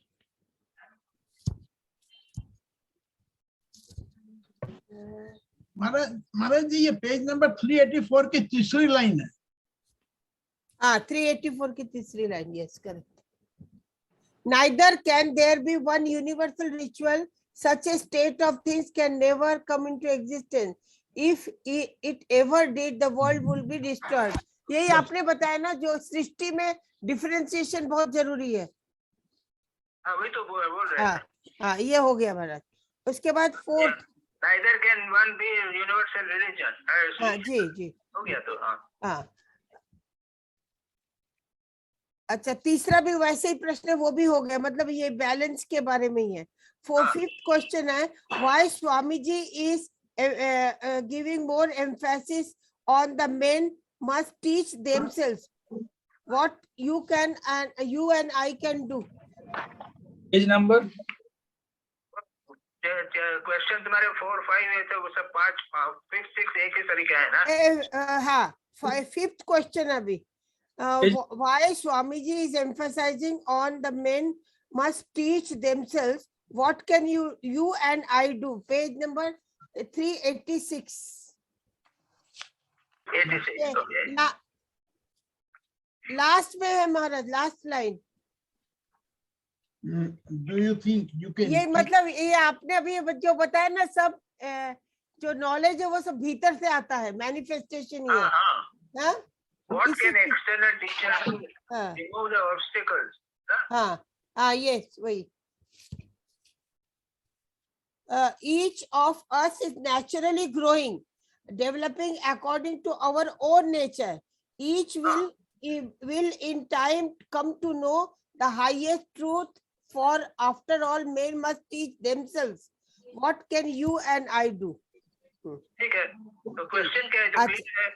नहीं, यही क्वेश्चन था, ये पहले मुझे समझ में नहीं आ रहा था, अभी आपने बताया तो अच्छे से समझ में आ गया। ओके, हाँ, चलो। अच्छा, फिर चाइल्ड का है वो तो हो गया है। There is no other teacher than your soul, ये भी सेम ही है ना महाराज? वो सब सेम है, उसी का। सेम, हाँ। अच्छा, नाउ नेक्स्ट, इंस्पिरेशन का क्वेश्चन है। हाँ, ये है what is instinct and inspiration, and when A doctor diagnose the disease before examination the patient, what is that? That is called also instinct. हाँ, तो ये वो एग्जामिनेशन के पहले उसको देखते ही उसने पता लगा लिया। हाँ, तो स्वामी जी कहते हैं ये एनिमल में ही है, मतलब ये लोअर चीज है, लोअर क्वालिफिकेशन। नो, ऐसा है, हाँ इंस्टिंक्ट जो है ना, है, इंस्टिंक्ट इज इन क्या इन्वॉल्व रीजन, यानी कुत्ता पता लगा लेगा कि यहाँ पे डेंजर है और भाग जाएगा। हाँ, यही बोलता है। तो ये है उसकी इंस्टिंक्ट है। तो ये हायर है कि लोअर? स्वामी जी कह रहे हैं ना लोअर क्वालिटी है। हाँ, वो क्या है कि वो कुत्ते का सर्वाइवल इंस्टिंक्ट, हाँ इंस्टिंक्ट, ये जो है ना, वो सब बताते हैं साइकोलॉजिस्ट जी। सर्वाइवल इंस्टिंक्ट, हर्ड इंस्टिंक्ट, साथ में रहने का भाव, ये सब इंस्टिंक्ट जो है वो उसमें मानव में, यानी जानवरों में, मानव में, सब में रहते हैं, डेवलपमेंट के अनुसार होते हैं। यानी जो हमारा मैंने जैसे जानवर से लेके धीरे धीरे हम डेवलप होते हैं, तो कुछ कुछ इंस्टिंक्ट जो है वो हमारे जीवन में आ जाती है। ये तो बेसिक है, ये लोअर है। हाँ, पर जैसे डॉक्टर में हुआ तो हम कहते नहीं ये बहुत अच्छे डॉक्टर है। हाँ, वो तो क्या है कि वो उसने करते करते रीजन करते करते उसने इतने दिन तक किया, उसकी प्रैक्टिस हो गई, और अब जो है वो इंस्टिंक्ट बन गई उसकी। अच्छा, प्रैक्टिस से इंस्टिंक्ट हो गया है। वो उसकी इंस्टिंक्ट बन गई है अब। इंट्यूशन भी बोल सकते हैं ना, इंट्यूशन। वो क्या, वही तो बात हो रही है, यहाँ पे डिफरेंट हो रहा है इंट्यूशन और इंस्टिंक्ट की बात। हाँ, इंट्यूशन और इंस्टिंक्ट अलग अलग है ना हमारा? यहाँ पे इंट्यूशन की बात हो रही है ना। एनिमल में होता है, इंट्यूशन तो आदमी। एनिमल, अब एनिमल को क्या बोलोगे, इंस्टिंक्ट कहोगे कि इंट्यूशन बोलोगे? इंस्टिंक्ट कहेंगे एनिमल को। और डॉक्टर में होगा तो क्या बोलोगे? इंट्यूशन बोलेंगे। ये मेरा कहने का है। क्योंकि महाराज जी अगर एनिमल को अगर पोक कर दिया जाए तो अटैक करता है, इमीडिएटली अटैक कर देता है। आदमी को पोक करते नहीं, आदमी तो आधा घंटा टाइम भी ले सकते हैं अटैक करने का। तो ये इंस्टिंक्ट नहीं मेरा महाराज, इंस्पिरेशन जो है, इंस्पिरेशन ये वो खाली गॉड मैन में ही होता है ना?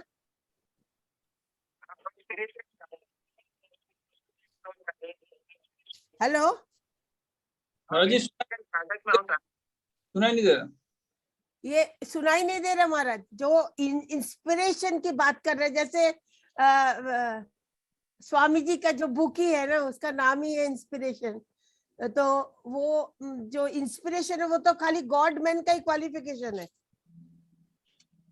हाँ, वो ऐसा है कि इंस्पिरेशन जो है बहुत ऊंची चीज होती है। हाँ, वही तो पूछ रही हूँ। अच्छा, लास्ट क्वेश्चन है, what is the method of reasoning, जो बोलते हैं ना तर्क वितर्क, वो जो वेदांत में होता है, वो what is the method of reasoning, वो जरा आप बताएंगे तो अच्छा रहेगा। What is the method of reasoning, युक्ति एंड तर्क, तर्क वितर्क, जो वेदांत में हम लोग करते हैं। प्रश्न क्या है? वो तो तीन चीजें हो गई। नहीं, वो खत्म हो गया महाराज, अभी दूसरा प्रश्न है। हाँ, what is the method of reasoning?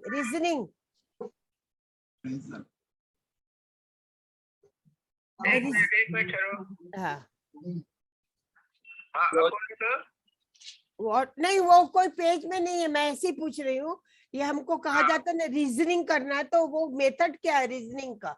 विचार विचार हाँ विचार, वही। विचार का मेथड क्या है? हाँ हम लोग कैसे मतलब कर सकते हैं वो विचार, युक्ति और तर्क। विचार का होता है कार्य कारण। कार्य कारण। कार्य से कारण में जाना, हाँ, या यदि कोई कार्य है तो उसका खोजना कारण क्या है। जी जी, वही कोई पूछ रहे। यानी वृक्ष इतना बड़ा हुआ है हम्म, और दूसरी जगह पे बड़ा नहीं हुआ, क्यों हुआ? हाँ तो यहाँ पे उसको पानी अच्छा मिला, धूप अच्छी मिली, दूसरी जगह पानी नहीं मिला और वो छाया में था इसलिए बड़ा नहीं हुआ, ये हुआ रीजन। ओके ओके, हाँ। बस यही पूछना था, बस हो गया महाराज।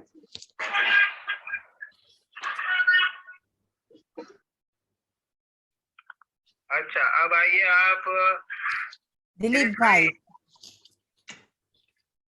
दिलीप भाई। जी महाराज जी। अरे भाई आप इतने देर तक हमको प्रतीक्षा करवाए हैं। महाराज जी मेरा पहला सवाल है। महाराज जी सवाल तो नहीं, मैंने बता दिया था ना। नहीं महाराज जी तकलीफ हमको ये हो रही है कि आपका दर्शन नहीं होने से सवाल करने में इंटरेस्ट नहीं आ रहा है। आपके दर्शन नहीं होने से सवाल करने में इंटरेस्ट नहीं आ रहा है।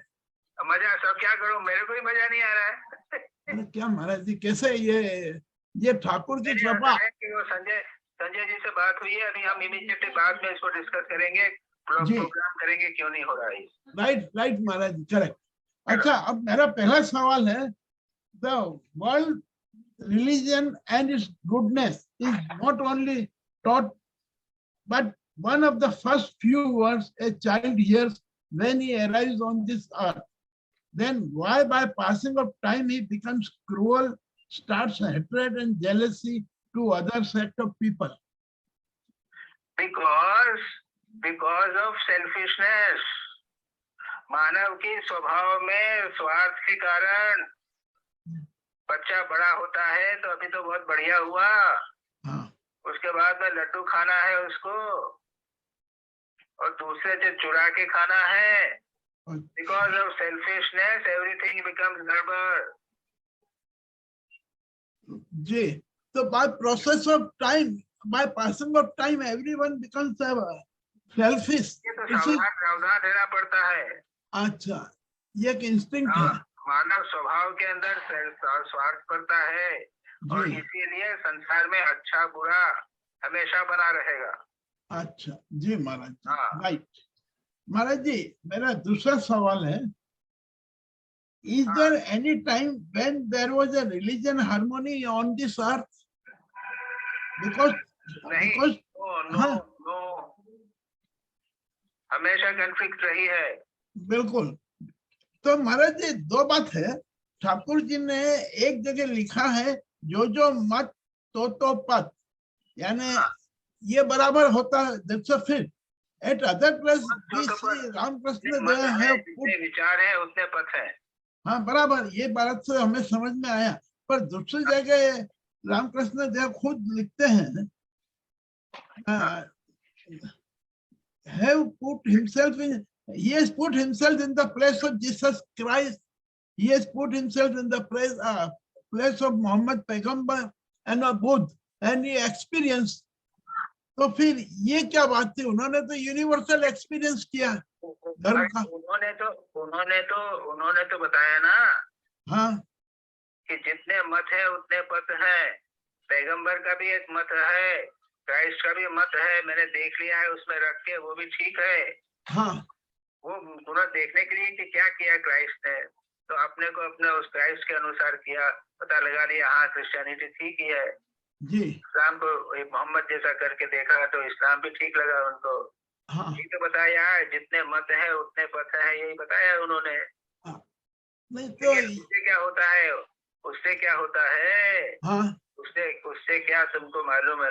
यानी जो रामकृष्ण मिशन के साधु लोग हैं उनको कहते हैं कि भाई ठाकुर ने बोला है कि ईसा मसीह भी सत्य है, ईसाई धर्म सत्य है, मुसलमान धर्म सत्य है, वो सब सुन लेते हैं, ठाकुर की बात क्या मानते हैं?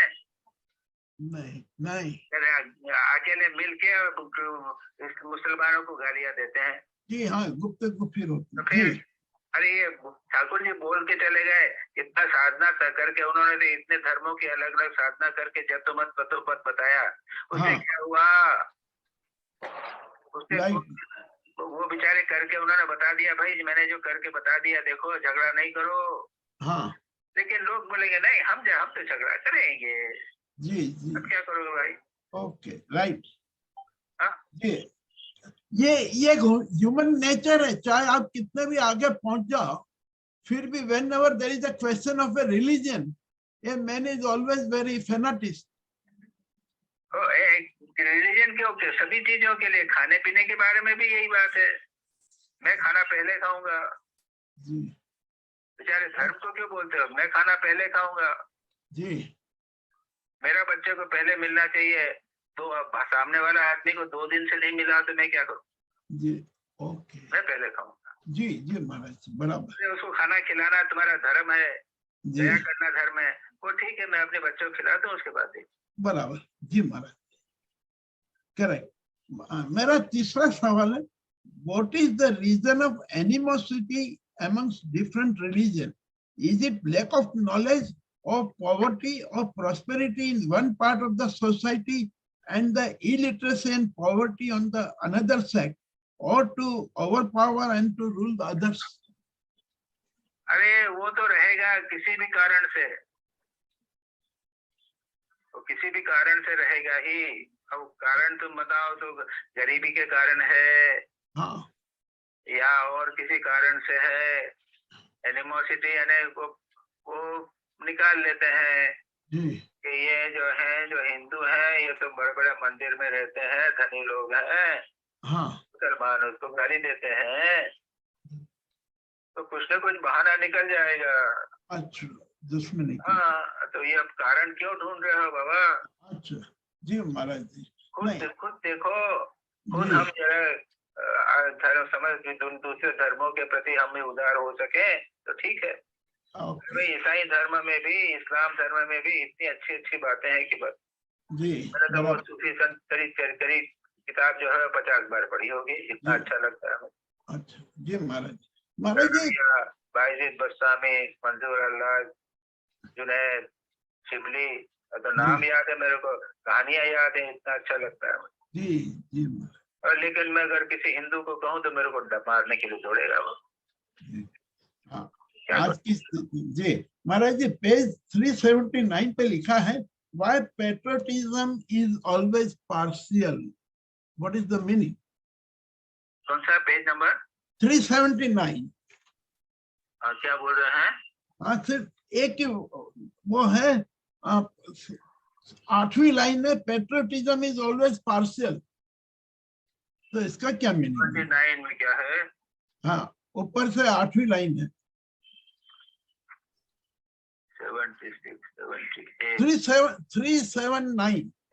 It becomes only a phase of patriotism to profess any religion, and patriotism is always partial. To bring harmony into religion. My father's religion, our country's religion becomes only a phase of patriotism to profess any religion. Yes. Patriotism is also partial. तो क्या आपका प्रश्न क्या है? तो मेरा ये कि इसका मीनिंग क्या कि patriotism is always partial. How? What is it? अब patriotism partial नहीं होगा। मैं हिंदू है, भारत माता की जय, मुसलमान पाकिस्तान मुर्दाबाद, तब तो patriotism होगा। अरे पेट्रियोटिज्म यानी क्या? देशभक्ति कहेंगे क्या, या धर्म भक्ति? ये धर्म भक्ति हुई या देशभक्ति हुई? अपने देश के लिए भक्ति होना। हाँ, दूसरे देश की भक्ति थोड़ी होती है। 4 देश की भक्ति को पेट्रियोटिज्म नहीं बोलते ना। हाँ।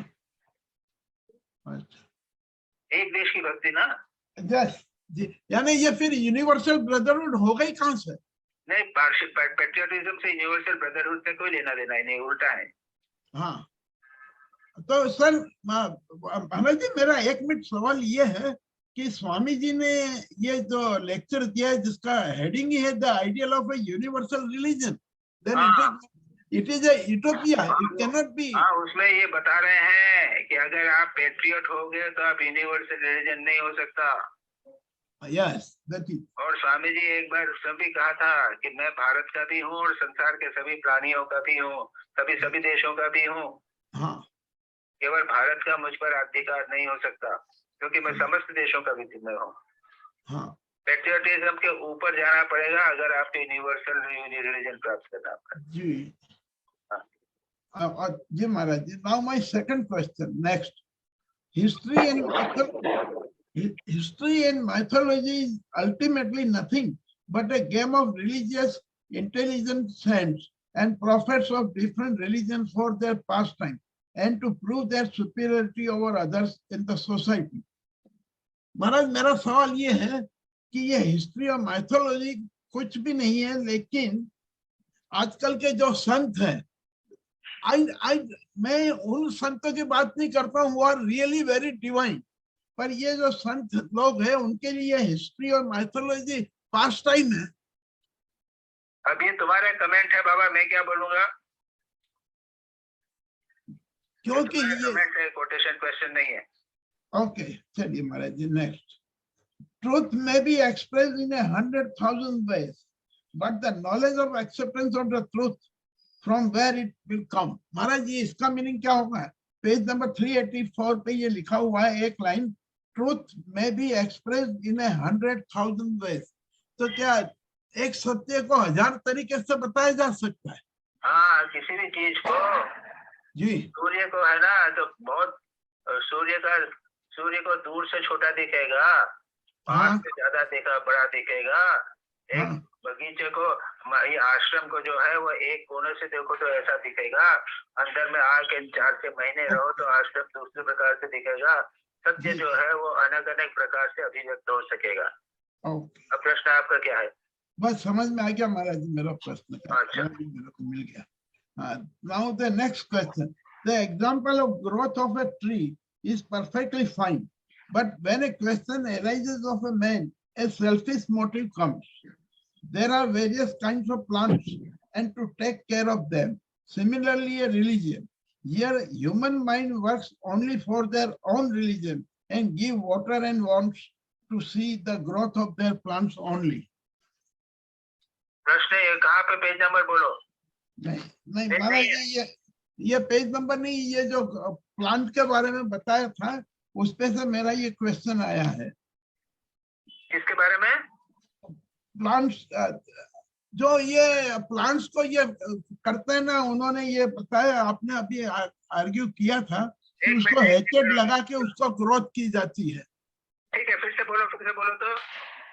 The example of growth of a tree is perfectly fine, but when a question arises of a man, a selfish motive arises. There are various kinds of plants to take care of them. हाँ महाराज जी मेरा सवाल ये है कि एक plant को लगाते हैं और उसको ग्रोथ करने के लिए उसके आगे पीछे बागड़ लगा दी जाती है, तो उससे वो अच्छी तरह ग्रोथ होता है, उसका नुकसान नहीं होता है। पर मनुष्य के लिए सुनाई नहीं दिया मेरे को, क्या आवाज, माइक, ये अपने रेडियो का माइक ठीक नहीं आ रहा है, मोबाइल नहीं महाराज। हाँ महाराज जी मेरा सवाल ये है कि जब एक प्लांट लगाया जाता है तो उसको आगे पीछे हेसेट लगा दी जाती ताकि उसका नुकसान ना हो और उसकी ग्रोथ अच्छी हो। अब मेरा सवाल ये है कि मनुष्य के लिए जब इस प्रकार से ट्रेनिंग दी जाती है तो वो तो सेल्फिश बन जाता है और वो किसी के लिए फायदेमंद नहीं रहता है। जबकि वो ऐसा है कि जब माता पिता अगर जब हैच लगाएंगे ना, हाँ उसका जब देखा कि बच्चा बड़ा हो गया तब कहते हैं देखो बेटा अब हम नहीं रहेंगे, तुम अपने से आगे बढ़ो। यानी ये तो सेल्फिश होना है, ये तो क्या करेगा बेचारा, वो सेल्फिश है तो स्वभाव में है, उसको हैच को दोष क्यों देते हो उसके लिए?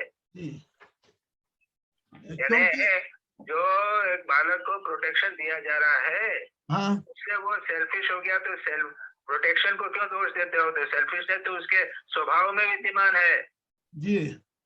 हाँ महाराज जी ये पेज 387 की पहली लाइन है, the child teachers himself your duty is to afford opportunities and to remove the obstacles. A plant grows.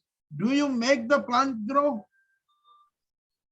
नहीं ठीक तो है, मैं समझ गया ना, जी महाराज। फिर तो बोल रहा हूँ, मैं भी बोल रहा हूँ ना, मैं बोल रहा हूँ कि हाँ, वो हेज तो चाहिए अपने आप। प्रश्न ये है कि प्रत्येक व्यक्ति में, स्वामी जी जो पॉइंट बताना चाहते हैं वो हाँ, कि जी। प्रत्येक व्यक्ति में पूर्णता, संघर्ष और सब कुछ जो है अपने आप अपने विद्यमान है, ये बताना चाहते हैं। जी जी वो राइट उसका महाराज। अपने आप होता है। अब सेल्फिश एम्फेसिस जो जैसा होता है वो उसके भीतर जैसा होगा उसके अनुसार करे, वो उसका हेल्थ से कोई लेना देना नहीं। ओके, हाँ हाँ जी महाराज। अब मेरा महाराज ये आखिरी सवाल है, पेज 390 पे, द प्लान ऑफ 4 योगास, राजयोग, कर्म योग, भक्ति योग एंड ज्ञान योग, given by Swamiji for universal acceptance of a religion. हाँ, But what we find that more than 100 years have passed, but no sign of acceptance. On the contrary, more distractions and quarrels amongst different religions. You can see even within the religion like Shia and Sunni, Catholic and Protestant, and even in some part of Hinduism. Swamiji plan may take some more, Swamiji plan may take some step, but it will take hundreds of years. Till then, what will happen of the quarrels amongst different religions? Swamiji has not discussed anything about it. Am I correct? नहीं correct नहीं, क्या बोल रहे हो तुम? देखो सुनो, मैं बता देता हूँ तुमको, आई एम करेक्ट बताता हूँ तुमको। स्वामी जी ने शुरू में बता दिया कि विभिन्न धर्मों में माइथोलॉजी, फिलोसफी, रिचुअल अलग अलग है। हाँ, शिया का, सुन्नी का अलग है, शाक्त और शैव का अलग है, हाँ तेरा ये सब धर्मों में है अलग अलग, जी, समझे ना? ये है, बता दिए। स्वामी जी कह रहे हैं इनको हम सब स्वीकार करते हैं। अच्छा, हाँ, सब स्वीकार करते हैं। अरे हिंदू धर्म के 50 पंथ हैं कि नहीं पंथ है? नहीं तो फिर ये राजयोग, कर्म योग, भक्ति योग और ज्ञान योग के यहाँ पे हाँ, डिस्कशन इसलिए क्यों है? बोलते हैं कि इसके चक्कर में मत पड़ो। तुम राजयोग, कर्मयोग, ज्ञान योग, भक्ति योग, इनमें से जो तुमको ठीक लगे उसको करो। ये धर्म ले, खास बात ये धर्म की है। जी, फिलोसफी और हाँ। माइथोलॉजी और रिचुअल के चक्कर में झगड़ा क्यों करते हो?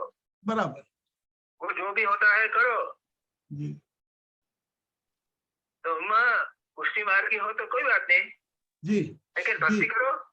जी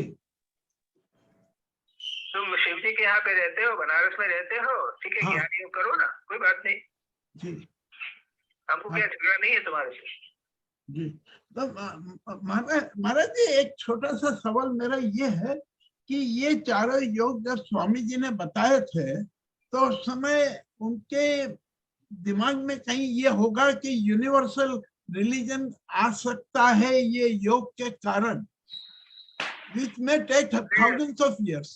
Is it possible? सारी दुनिया में तो चारों योग फैल गए हैं, हाँ, तो फिर नहीं, पर कल हम ये सब हिंदू मुस्लिम से अलग हटके ये 4 योग के धर्म नहीं शुरू कर सकते क्या? ये होगा कि छोड़ो ना, जो आजकल के लोग जो है ना वो हिंदू मुस्लिम इसकी तो बात करते ही नहीं है। वो लोग, वो तो योगी की बात करते हैं। जी जी जी महाराज, हाँ, वो नहीं माने तो कोई क्या करे? जी बराबर, हाँ। राइट जी महाराज। हो गया? हाँ अच्छा, सर। धन्यवाद धन्यवाद, आपने हमको बड़ी आसानी से छोड़ दिया। नहीं महाराज जी, एक सवाल आउट ऑफ रिकॉर्ड है। आउट ऑफ जूम करेंगे उसको क्वेश्चन। हाँ, आउट ऑफ जूम करेंगे जी। ये इंस्टिंक्ट, इंस्पायरेशन और रीजन पर है महाराज। है? ये इंस्टिंक्ट, रीजन एंड इंस्पायरेशन जो अभी आपने बताया है, हाँ, रीजन इंस्पिरेशन, हाँ। हाँ, तो मेरा ये पूछना है कि लोग अपना उल्लू सीधा करने के लिए इंस्पायरेशन का नाम ले लेते हैं कि हमको ये इंस्पायर हुआ, ईश्वर ने बताया है इसलिए हम ये काम कर रहे हैं, जबकि हकीकत में वो इंस्पिरेशन नाम की चीज ही नहीं होती है। हाँ, तो ऐसा होता है ना। हाँ, क्योंकि बहुत से ये करते हैं। तो सतीश जी, सतीश जी प्रणाम महाराज। आ जाओ। Haji Maharaj, first question Maharaj. आ जाओ. हाँ. According to Swamiji, universal religion is that recognizes variations of different human beings. हाँ. University in diversity. My question, Maharaj, is whether 4 yogas as propounded in Vedic religion can cover all the diverse temperaments of the human beings. Yes. Yes. यानी Can- कर्मयोग, ज्ञानयोग, राजयोग में कर्मी, भक्त, ज्ञानी, ध्यानी, ये 4 division कर दिए हैं. अब उसके अंदर सब डिवीजन तो बहुत सारे हो सकते हैं, ये बात छोड़ दो. जी महाराज. जी महाराज. जी 4 योग के अंदर विभिन्न प्रकार के टेम्परामेंट सब आ गए. जी अब जी. एक आदमी जो है उसमें भक्ति है, लेकिन कर्मी भी है, तो वो 80% तो कर्मयोगी है, 20% भक्ति योगी भी हो जी जाएगा. जी. तो उसमें कोई ज्ञान हो तो फिर थोड़ा पढ़ाई भी करेगा, कर्म भी करेगा. कंप्यूटेशन और वो होगी, सॉरी. 4 प्रकार के इसके परमुटेशन कॉम्बिनेशन हो सकते हैं. जी महाराज. Maharaj, my next question then arises: can Vedic religion be a universal religion? Huh? Can Vedic religion can be called a universal religion? ऐसा है कि आप बोलने से तो स्वामी जी तो ने बताने की कोशिश की है. जी महाराज. हमारे बोलने से क्या होगा, सब स्वीकार करेंगे क्या वैदिक नाम? हाँ, right. That is right. हाँ. जी महाराज. हमारे नेक्स्ट क्वेश्चन वही अपना इंस्पिरेशन के ऊपर है. The most contradictory, irrational nonsense that has been preached in the world is simply the instinctive jargon of confused lunatic brains trying to pass for the language of inspiration. महाराज, ये question वैसे पूछा गया है. Are there any instances of the same where instinct is confused as inspiration and preached? ऐसा है कि मैं एक सज्जन को जानता हूँ, मैं बोलना नहीं चाहता नाम. हाँ जी जी जी जी. लेकिन उनको लगता था मुझे इंस्पिरेशन मिला है, माँ की कृपा मिली है, और करके यहाँ पे आश्रम किया, फिर उसको बंद कर दिया. उन्हें माँ का आदेश हुआ है कि फलाने जगह आश्रम करो, वहां पे आश्रम किया, कुछ दिन तक चलाया, बढ़िया किया. फिर उसके बाद माँ का आदेश हुआ है कि उस लड़की की सेवा कर ले, तो एक लड़की की भी सेवा लेने लग गए हैं, और उसके साथ उसके चक्कर में ही पड़ गए हैं. ये माँ के आदेश से सब हुआ है. जी जी जी जी महाराज. मुझे भी याद आ रहा है, एक को आदेश हुआ था कि वहां पर गोल्ड है, वहां पर खुदाई की जाए, वहां बहुत सारा गोल्ड है. एक ऐसे होते हैं. जी मतलब कि कहना मैं ये कहना चाहता हूँ, क्या ये कुछ रिलीजन भी इस बेसिस पर हुए हैं कि वो इंस्पिरेशन नहीं था, इंस्टिंक्ट थी? और स्वामी जी तो मानते हैं इस चीज को. जी जी महाराज. स्वामी जी तो कहते हैं कि मोहम्मद जो है ना, हाँ जी हाँ जी, वो उन्होंने गड़बड़ कर दी थी. राइट महाराज.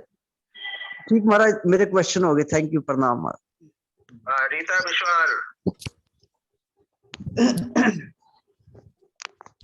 प्रणाम स्वामी जी. हाँ बोलो, आ जाओ. Yes, my first question is page 383, first para. Unity in variety is the plan of the universe, says Swamiji. Why is it that we cannot understand this, though Swamiji has explained so simply and beautifully? We see only variety in existence. Why? We only see variety and we don't see unity. That's why your question, isn't it? Yes. Yes, Swamiji. First is because two answers. First is practically we see only variety because we are dull. We are dull, so we only see variety and then go on struggling, fighting. He is different, he is different, she is different, I am different, and we go on. Because we are dull. And philosophically, it is because of ignorance, avidya. Yes. Avidya does not allow us to see the real. We sat, asat, only see the asat. The unreal appears to be real. God appears to be real. but the wood does not see, we don't see the wood. Yes, Swamiji. Cot and the cot and the chair and the stool, they are all wood. We don't see the wood, we only see cot. This is because of ajnan, ignorance. This is called asat. Asat does not allow us to see the sat. So unless we remove, I mean, each one of us has to try to remove this ignorance by himself or herself. Oh yes, it is not by Zoom meeting, it will nothing will happen. You have to do yourself. Yes. For 1 week, 1 week we have to practice. But no, Yes. we will only talk for 1.5 hours in Zoom, and then 6 days a week we'll do whatever you like. ऐसा चलता नहीं है. Oh, no. That is not done. महाराज, हमारे इंद्रिय भी सब बहिरागत है, इंद्रिय भी सब बहिर्मुखी है, इंद्रिय, इसके कारण हम एकत्व में नहीं जा सकते. परांची खानी. My second question, only this one, Swamiji. Swamiji says, therefore, you have to bear in mind that the great danger lies in mistaking the lower form of instrument to be the higher. How can one distinguish one instrument from the other so that one does not mistakenly take instinct for inspiration or inspiration for reason? No, the question क्या है? What is the question? Why do we get it? Because of... Yes, Swamiji. But very often we mistake instinct, something happens instinctively. We think it is inspiration, but it is not actually inspiration. So what?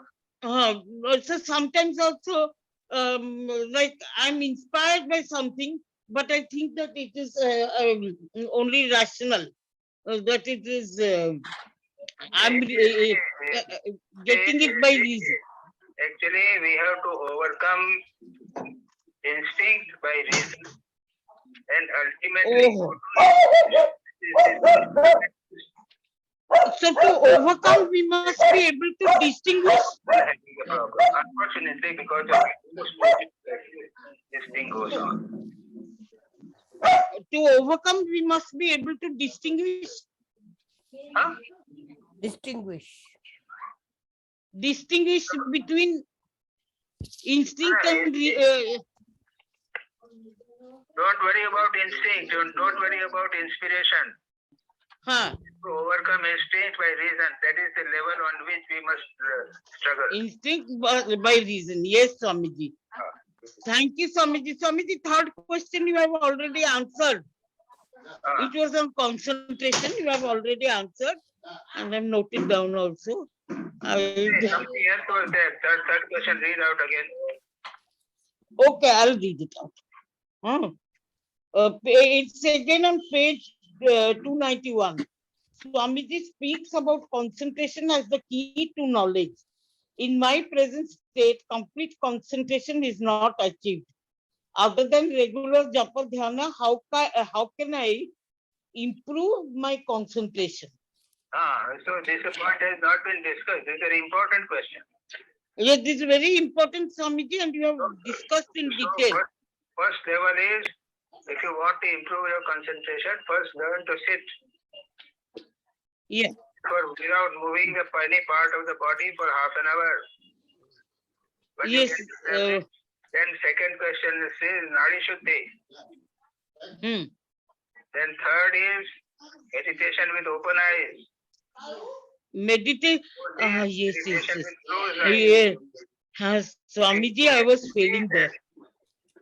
Then meditation. Avoid unnecessary TV, newspaper, and our habits. Yes. Yes. So, and also pan. Improve the concentration. Okay. Yes, Swamiji. Thank you, Swamiji. Yes, feeling. We have to see you, otherwise we cannot concentrate. I have missed the vision of all your noble souls. I'm now going to talk to Sanjay and see how this source is improved. Okay? Yes, Swamiji, yes. Yeah. Om Shanti. Shanti, Shanti, Hari Hari Om Shanti. Shri Ram Krishna Ram Arpanamastu. Want to meet